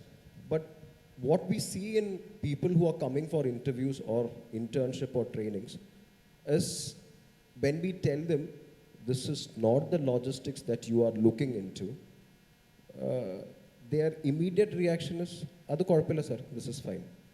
No, it should not be that. You yourself should understand what you want. So when you give an answer like that, the person who is asking the question or doing the interview, the first impression is, okay, this person is trying to come here, spend some time, get something out of it, and jump abroad. This is a basic feeling that you get. So learning platforms doesn't lead you to recruitments or the decision does not go by the learning platforms or seeing what is in the CV. It all depends upon how you perform during the interview. It needn't be that you should be technically very knowledgeable, but at least you should be able to present yourself well. You should have a clear clarity what you want. If you feel that this is what you want, you have to openly say. The problem with younger generation now is during the interviews, maybe to get the job, they will promise ABC. After coming on board, they will say, this is not my cup of tea. And in 2 months' time, they will say, I've got a better opportunity. In 2 months' time, you will never understand what is the opportunity that you have in the current organization. You need some time. I don't have growth here.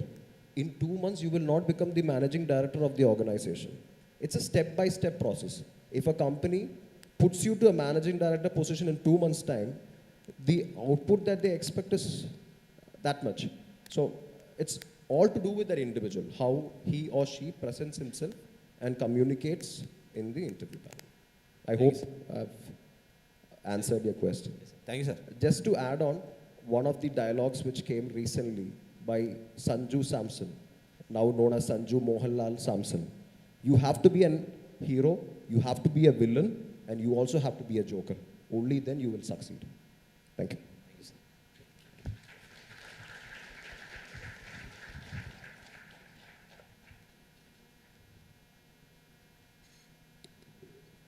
Good afternoon, everyone. Myself, I am from Srijit, from BBA third year. And this question is to everyone. Does industrial exposure or industrial training helps a logistics student for bridging the gap between academic and skill? That's my question.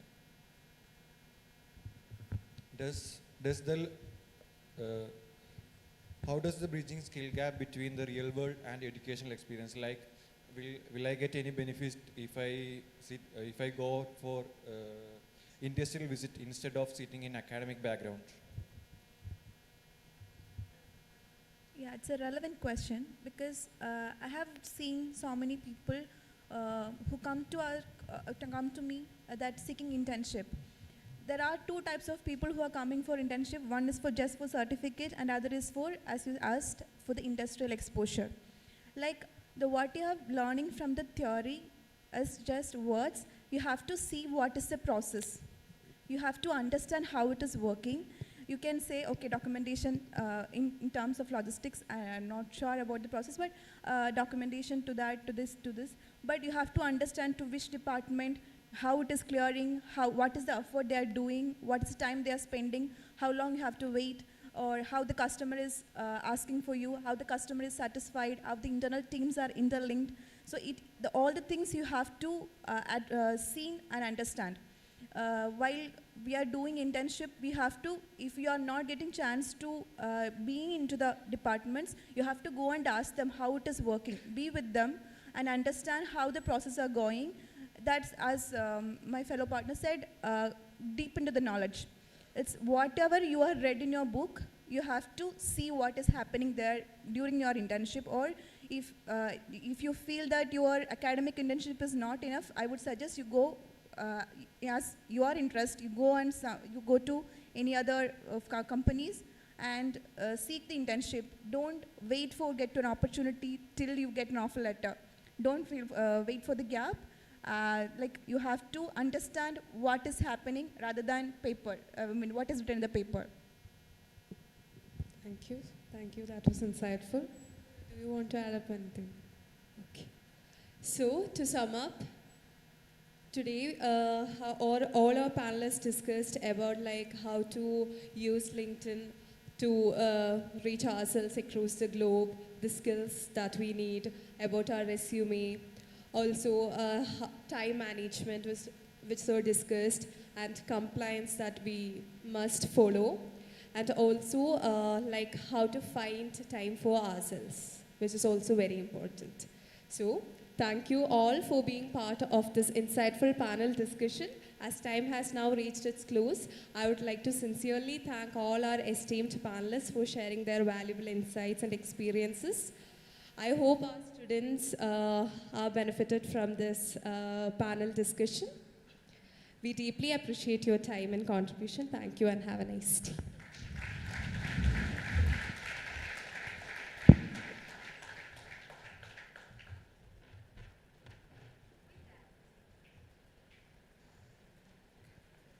With that, we now move on to the inauguration of the Management Club, an initiative that reflects the spirit of leadership, collaboration, and innovation among our students.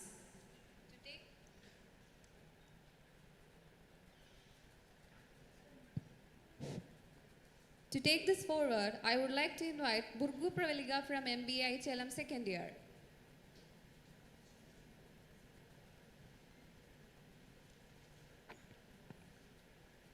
It gives me immense pleasure to be here on this special occasion, the inauguration of a management club held Hub for Emerging Leaders in Maritime Management. This club marks the beginning of a new journey, one that aims to nurture leadership, teamwork, and innovation among the students. The management club is more than just a platform. It's a space where ideas meet action. Here, we aim to bridge the gap between the academic learning and real-world management practices through the interactive sessions, workshops, and discussions. To officially inaugurate a management club, we are honored to invite our Director, Rear Admiral Satyanarayana Almanda Sir, and along with HOD, Professor Dr. M. Rajeshwari Ma'am, to the stage.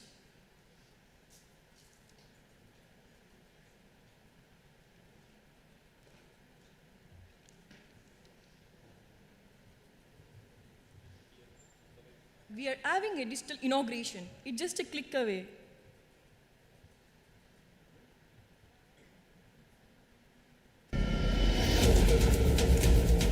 Thank you, ma'am and sir.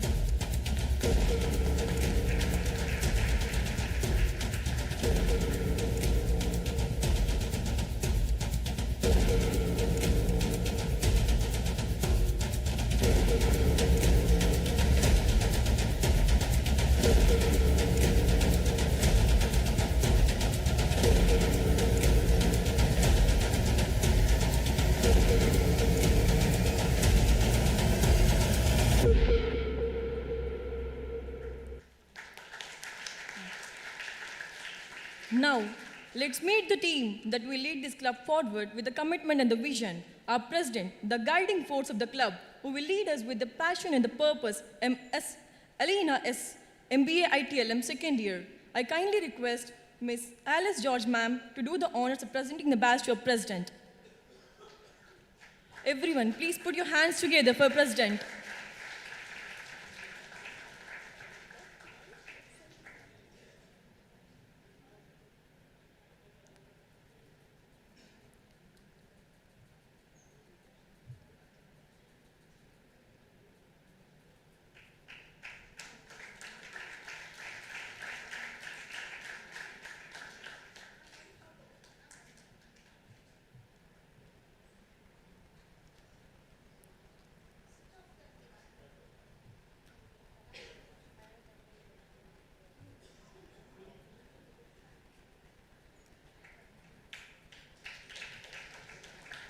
Thank you, ma'am.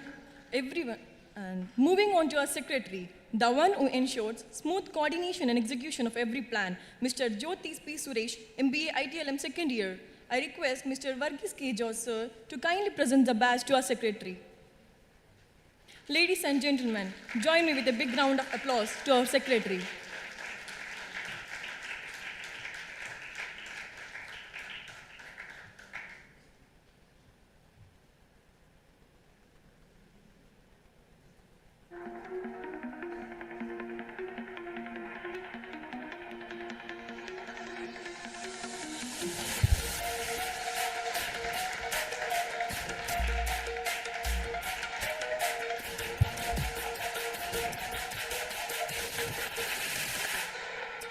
Thank you, sir.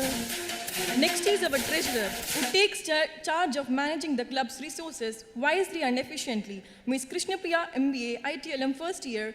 May I request Ms. Anasuya VS, ma'am, to kindly present the badge. A warm applause, please, to our treasurer.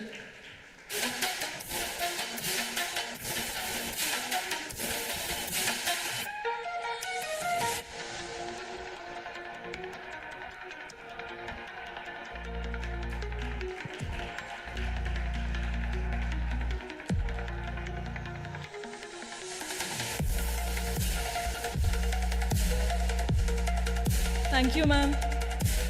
And finally, our spokesperson, the voice of the club, who will be represent us and keep everyone informed and inspired, Mr. Ritvik Sharma, MBA ITLM second year. And I kindly request Mr. Biju Kaimal, sir, to do the honors of presenting the badge to Ritvik.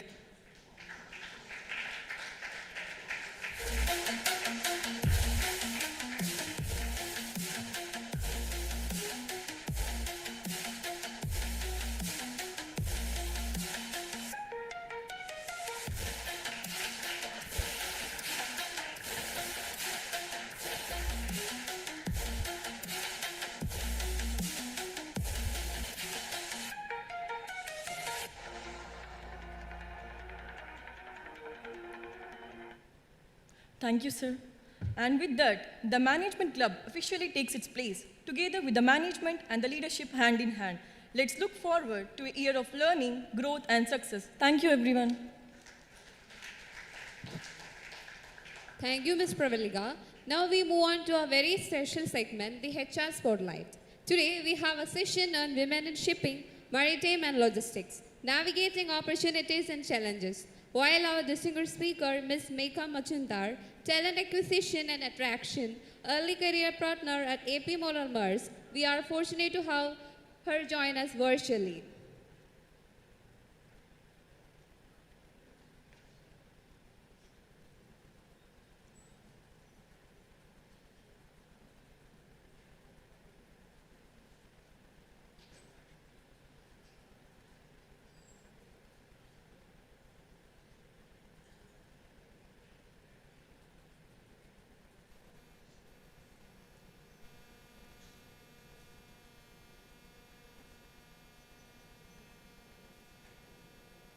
have CEOs who are there across.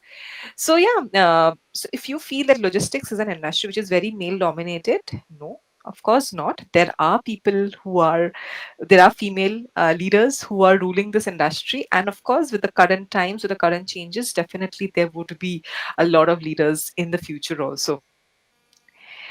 Now, I'll take a pause and, just take a quick, check while I can't hear you or see you.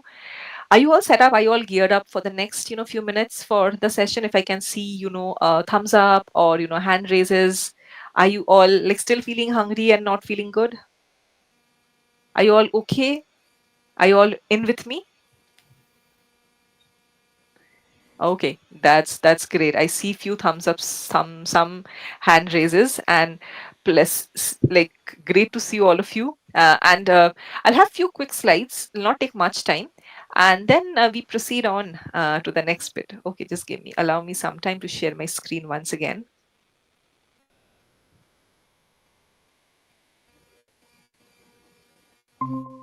Is my screen visible? If you can just maybe someone can say. Yes, ma'am. Visible. Okay, great. So now that the topic for this discussion has been around what is in for women in the field of logistics when it comes to the field of maritime, in the field of shipping. So here's some global statistics from areas different across locations. What is it? What are women doing? And that will definitely open your eyes. And this information has been taken from different sources which is available in the internet. So if we look into the overall supply chain workforce, actually 40% of the people who are in the logistics workforce are female. And you see that nice picture on the right hand side. That's one of our colleagues who is working in the truck side of things in the last mile delivery, and definitely she is one of our proud female employees. When it comes to frontline logistics as in it being in working in the warehouses, working in the ports, working in areas like the last mile deliveries. So we do have 36% of the workforce as female. That's also a big number, very honestly. If you look into the senior management roles, where we have directors, vice presidents in different logistics industries, we have close to around 30% of the leaders who are working, who are female in this management, in the senior executive side of things. There are safety professionals, there are dispatchers in the last mile delivery piece, there are professional truck drivers. While professional truck drivers, definitely it's on the lesser side, but then again there is of course a lot of initiatives, a lot of organizations that are taking at this point of time to increase this number. Right. Lastly, while yes, you are a maritime university, and there are, of course, seafarers who form a very important role in terms of, uh, in moving our ships across the world. While the global percentage is definitely less, it's less than 2%. But then there are a lot of initiatives that we speak on the next slides that are being taken so that, we have more representations of female in terms of when it comes to seafarers. Okay, that was around a global perspective around what is in the field, how many women play such a key role in the field of logistics. Now I'll pause a few more minutes and let you read the slide about what is happening in terms of in India and what are the opportunities that is coming in the field of logistics. So 20% of India's workforce actually in the logistics sector, in the industry of logistics, is actually female. So that's what the numbers are. Of course, the numbers are skewed. It will increase in the next few years only when the people who are there in your campuses take it up and look for more opportunities in this particular field, right?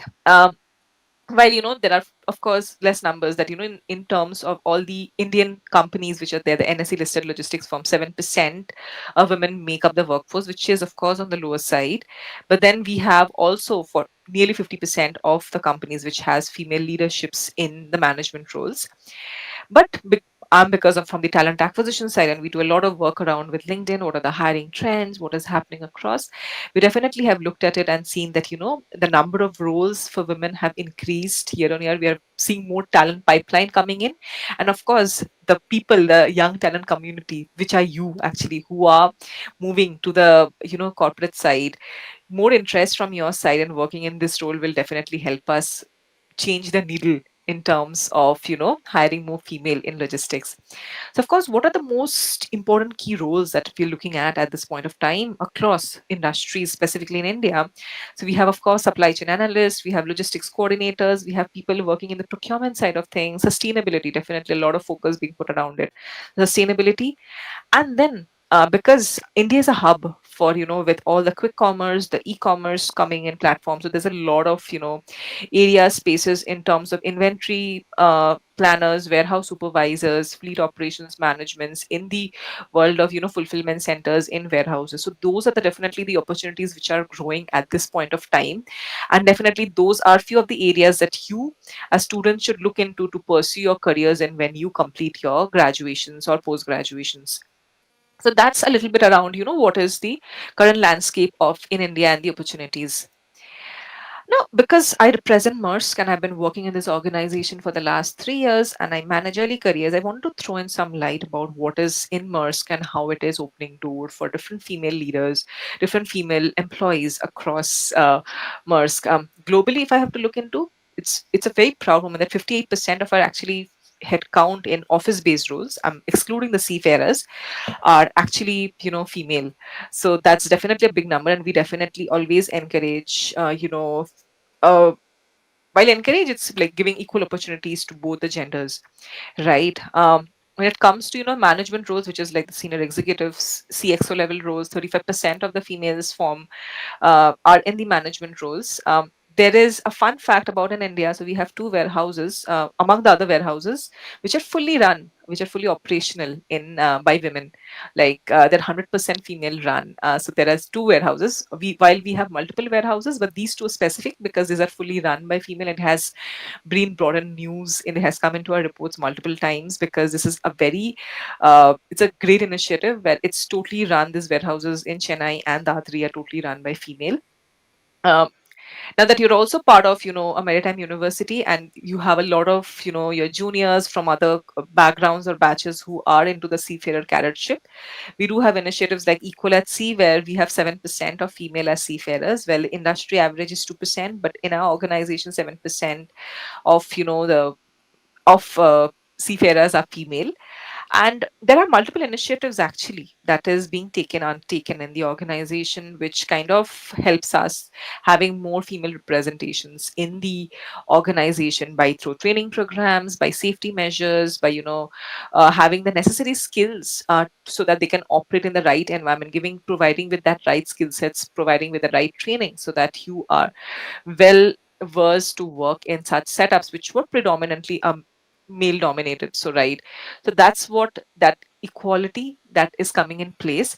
And that's why I just wanted to throw some information about what is happening in our organization also. But then also looking at because you are all MBA folks, right? So what is in for you? And again, while it's mentioned about Maersk, but considering that not everyone here would be working with Maersk or something like that, you will have different opportunities coming in, but these are definitely the upcoming roles for MBA folks, which are being hired by different organizations of from coming from the logistics background, be it when it comes to customer experience, document specializations, business analyst, a lot of data in the field of logistics, right? So a lot of business analysts, and specifically with AIML coming in picture, definitely those are very important roles. Supply chain development, working on the entire supply chain platform, how it works, working with the customers, tender contract managements, operations executive, being it in the ports, be it in the warehouses, all those this warehouse operations, which also includes operation solutions, operation excellence. All these roles are very important, specifically for an MBA grad to look at. And this is not just for females, but these are also for everyone. Actually, that these are the roles which are the upcoming roles that that are being looked after primarily for from a logistics organization. And with tech coming in place, a lot of focus would be put around AIML in terms of utilization of utilization of different AI tools, open source platforms on how you can actually better in work and help and also reduce the efforts, the manual efforts that you give in this particular role. So definitely these are a lot of career opportunities that is coming up in the next that were always there, but also coming up in the next few years from a logistics side of things. And yeah, and with that, I would wrap it up with one last slide, which is how do you actually, overcome those challenges, shift your gears, and move your careers. That's what I feel, and that's this primarily again. Is a little bit focused around the female audience who's sitting and also looking at how they're going to build their careers in different logistics industry and how they're going to navigate in this corporate world and how they're going to excel in that field. So few tips and few tricks that I feel that it's essential for you to know. First, of course, is network. When you are moving your career, when you're transitioning your career from a student, as a student to a corporate, as a professional, I think the first important thing, which even I have learned in my career, is like, you have to network with different people, not just within your teams, your managers, but network with different people. Have that confidence and take that risk. It's okay. You can. Don't do any wrong thing. Keep your integrity in place, but have the confidence to take that risk, to understand things, to take that new opportunity that comes in your plate. Negotiate is primarily around you know not just sticking to the status quo, what is there already, but questioning what is happening, what is changing. How do you negotiate for your careers? What is better for you? Putting that in first and not just saying yes to everything, right? Being assertive, that's important. Leading without authority, that comes, of course, when you are an MBA student. Of course, it's expected that you rise in a management level after certain years of spending. But then leading without authority would be taking that accountability of your work from the very first day, not just doing the work what is being told to you or someone has to follow up with you, but then leading it without any type of taking the work from day one, ensuring that you are totally there when you're doing the work, giving your full 100%, and also taking the entire ownership of that work. That's what leading with authority is. Be unbiased. Whoever is coming, you will become managers, you will become leaders at some point of time. It's on you how you can be as unbiased and not always look at a lens which has some barriers, or look at something which is not in an equal lens. So be unbiased in your decisions. Don't make any bifurcations, or don't make any divisions basis your gender, basis nationality, basis age. So that's being called unbiased, right? Feedback and recognition, definitely seek feedback when you're there in the organization. When you're doing a work, ask what is better that can be done, how am I performing. Keep that regular check-ins with your supervisors, with your managers, having that feedback in place, even asking for recognition if it's a work is well done. There's no harm in asking about it. So you have to stand up for yourself. You have to remember, in a corporate world, you build your own career. Of course, there would be drivers who would be helping you, but you are your own career builder, right? And last few points, like remove those internal barriers. There are multiple social conditioning that we grew up, specifically female girls. We've seen, maybe we're the first generation of people who are working. It's possible, like you've never seen your mothers possibly working. They have been in their houses, so you're the first people in your generations working. So but you have to remove that social conditioning, remove that internal barriers. See with what your male counterparts are working, how they are doing, and take some advices from them and move in your career, because that is what will bring in success, because that's also a lot of mindset shift that happens. And lastly, bridge the gap. This is with everything that's happened that I've mentioned, everything that you see on the screen. I think you'll take up some points from here and try to bridge the gap, because once you start implementing this, when you start your professional journey, then definitely it will help you grow in levels. So these are few of the points that I feel, even I've taken up some points in my own personal in my professional career, and then that has to a certain extent it has definitely helped. And of course, with the next generation coming in, it will help more to bridge the gap. So yeah, shift the gears and move your careers. That's what I believe. So you have to ruffle that feather. You have to move around things to make sure that you have the best career for you going ahead. So yeah, with that, I will of course, end this session.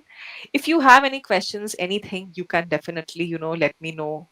I'll be happy to, take up anything, any questions that you would possibly have in the next maybe 5 minutes, because I believe my time is already over. So if you have any questions, I'm happy to take it up.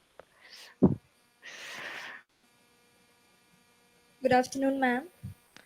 Hello, hi, good afternoon. So my name is Reshma Chanai. I am BBA final year student. So my question is, how have you overcome gender stereotypes or biases in your career? Gender stereotypes or biases. Yes, I think for me, I've been a little bit lucky because I'm in the field of HR, where majority percentage of are female employees. That's definitely has helped me a bit. But then again, because I'm also first generation female working in the organization. Before that, my parents or grandparents, like my mother or my grandmother, didn't work. They were mainly, so definitely there was some social conditioning in terms of how. But then because I have a little bit more experience than you guys. I have around 7 years of experience. So initially, I felt that networking was one of the areas which is difficult, and I still feel there's an issue. So I think networking, speaking with people, that definitely helps. And I feel that speaking, let your work speak firstly, like you do the work but also advertise your work. I think that kind of helps, because that is something which I believe a lot of people, specifically if you're an introvert, it becomes a little difficult, right? Not advertising with your work, what you're doing. So I think those all areas that you have to work on, which maybe uh, there can be a little bit stereotypes and from the male's counterparts, that might be a little difficult, but you can definitely speak, let your work speak, advertise your work, network with people. That definitely kind of helps break those stereotypes. Okay, thank you, ma'am. Thank you.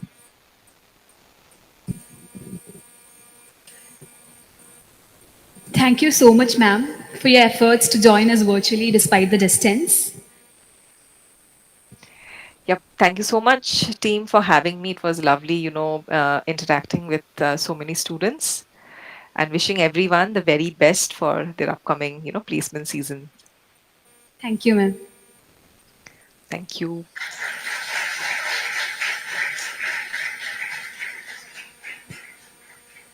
I'll take care off then. Thank you.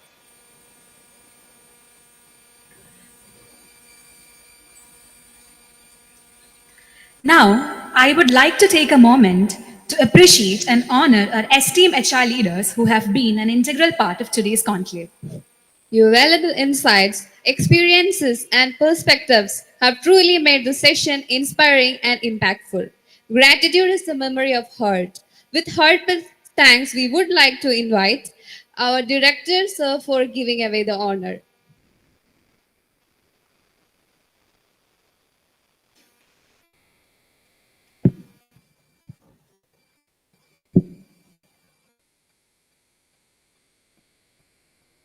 I would like to invite Mr. Varghese K. George, Assistant General Manager and Branch Head, United Liner Shipping Services LLP, JM Baxi Group.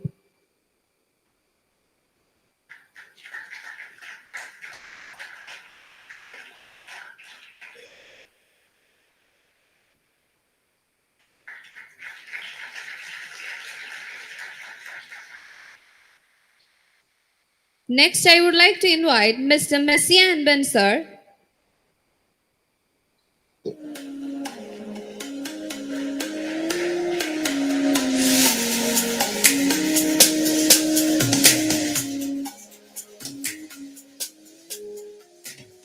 Next, I would like to invite Mr. Messiah and Ben, sir, Deputy Manager, HR Synergy Maritime Private Limited.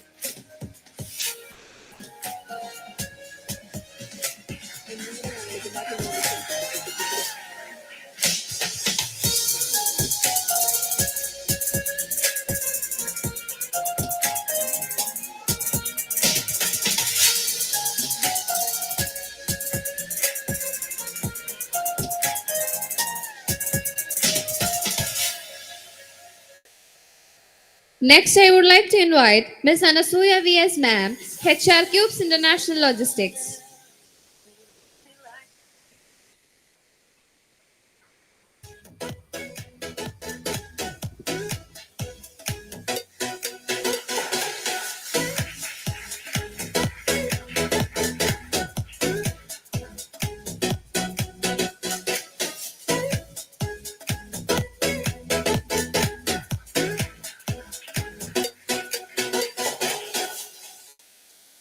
Thank you, Director Sir. Now I invite our head of the department, Professor Dr. Rajeshwari ma'am, to kindly come forward. I would like to invite Mr. Biju Kaimal sir, Logistics Complaints Manager, Middle East and Africa, IBM India Private Limited.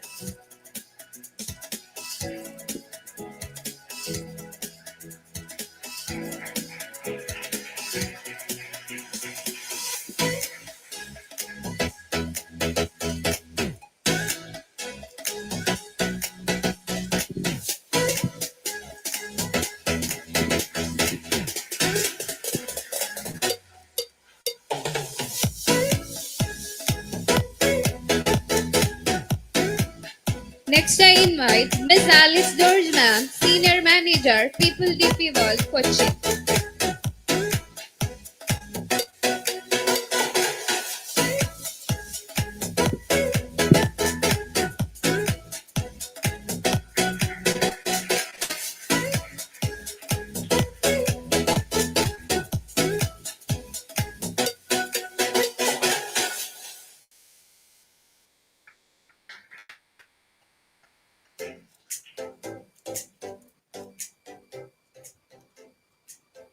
Thank you, ma'am.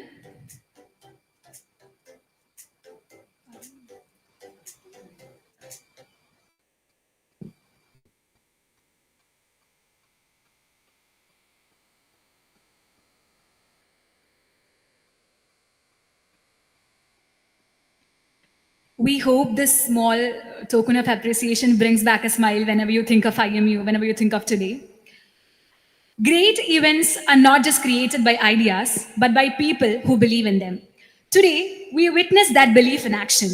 A day filled with insights, inspiration, and impactful discussions.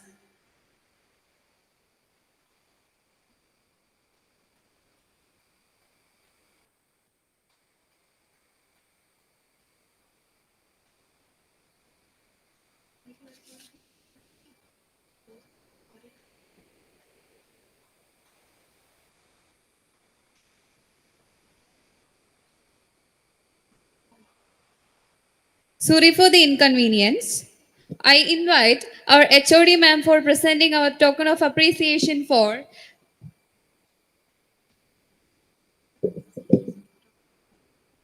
Miss Rose Robin ma'am.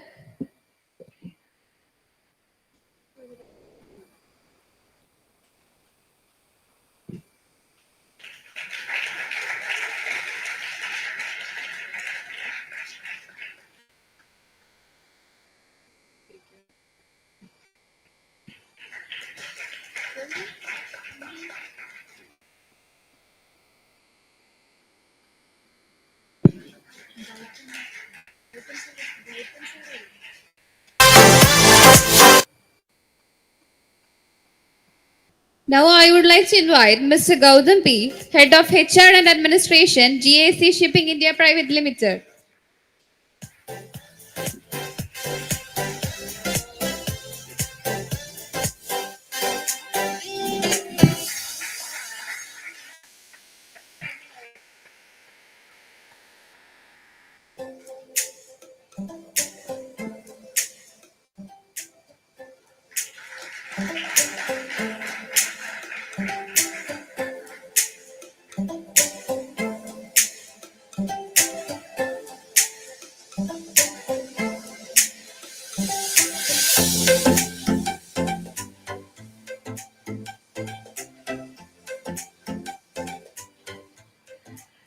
As we reflect on this remarkable day of insights and connection, it's my honor and privilege to convey a heartfelt vote of thanks on the behalf of School of Maritime Management, IMU Kochi.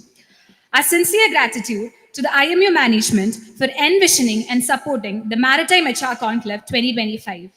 Your encouragement and faith have always been the true anchors that make such intellectual gatherings possible. A heartfelt thanks to our director, Rear Admiral Satyanarayan Almanda sir, for gracing this event and setting the tone with an inspiring inaugural address. Sir, your words reminded us that progress in the maritime world truly begins with people who steer it. And now, with great pleasure, we move to those who gave life and depth to today's discussions, our distinguished panelists.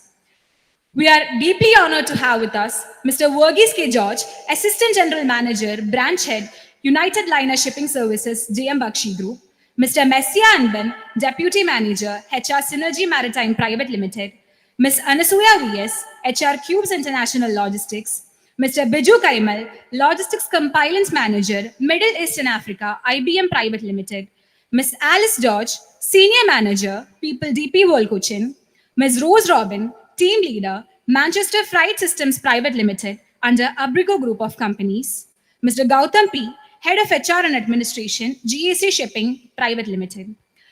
Each of you has brought immense value, not just through your expertise, but through your experiences, perspectives, and heartfelt insights. You have shown us that the industry is not just about ships or trade routes, but about people, purpose, and progress. We are truly grateful for the time and thoughts you shared with us today. Once again, thanks to all of our panelists for taking the time from their busy schedules to be with us and share their thoughts. Our heartfelt gratitude to Professor Dr. Rajeshwari Ma'am, Head of the Department, School of Maritime Management, made this conclave a reality. I extend my heartfelt thanks to Captain Pathak Sir for his support. And now, a very special note of gratitude to the person who has been the heart, soul, and driving force behind this entire conclave, Dr. Aravind T.S. Sir, your vision, passion, and relentless commitment is what truly brought this into reality. Every moment of planning, every detail, and every success we witness today carries your dedication at its core. We would also like to thank Dr. Jain Sir, Ms. Amrita Ma'am, Mr. Srijit Sir for their guidance and support throughout the planning and execution of this event. A special mention of thanks to Joel Sunny, Sales Executive, JM Baxi, and our alumni as well, and K. Krishna Kumar, Deputy Manager, JM Baxi. Our gratitude also goes to all administrative staff members, their coordination and quiet efficiency behind the scenes, the invisible strength that keeps everything running seamlessly. A heartfelt thanks to Mr. Radish Sir, Mr. Ullar Sir, and Christo Sir for their excellent audiovisual support, ensuring every moment was captured and experienced perfectly. A heartfelt thank you to our student volunteers and our beloved Susni Ma'am, who worked tirelessly with dedication and teamwork from planning and coordination of managing every little detail. Your commitment truly kept the event sailing smoothly. We also wish to thank our housekeeping team, whose efforts ensured the comfort and smooth flow of today's proceedings. I also thank everybody seated over here because without you, this conclave would not have been possible. Due to time constraints, we may not be able to mention everyone by name, but please know that our deepest gratitude goes to each and every one of individual who contributed in big or small ways to the success of this event. As we conclude, let us carry forward the essence of today to nurture skills, embrace learning, and continue building bridges between knowledge and practice. Let's carry forward the insights we have gained today and continue to navigate our paths with curiosity, courage, and ambition. On behalf of the entire organizing team, we wish you all success in your journeys ahead. Thank you and have a nice day.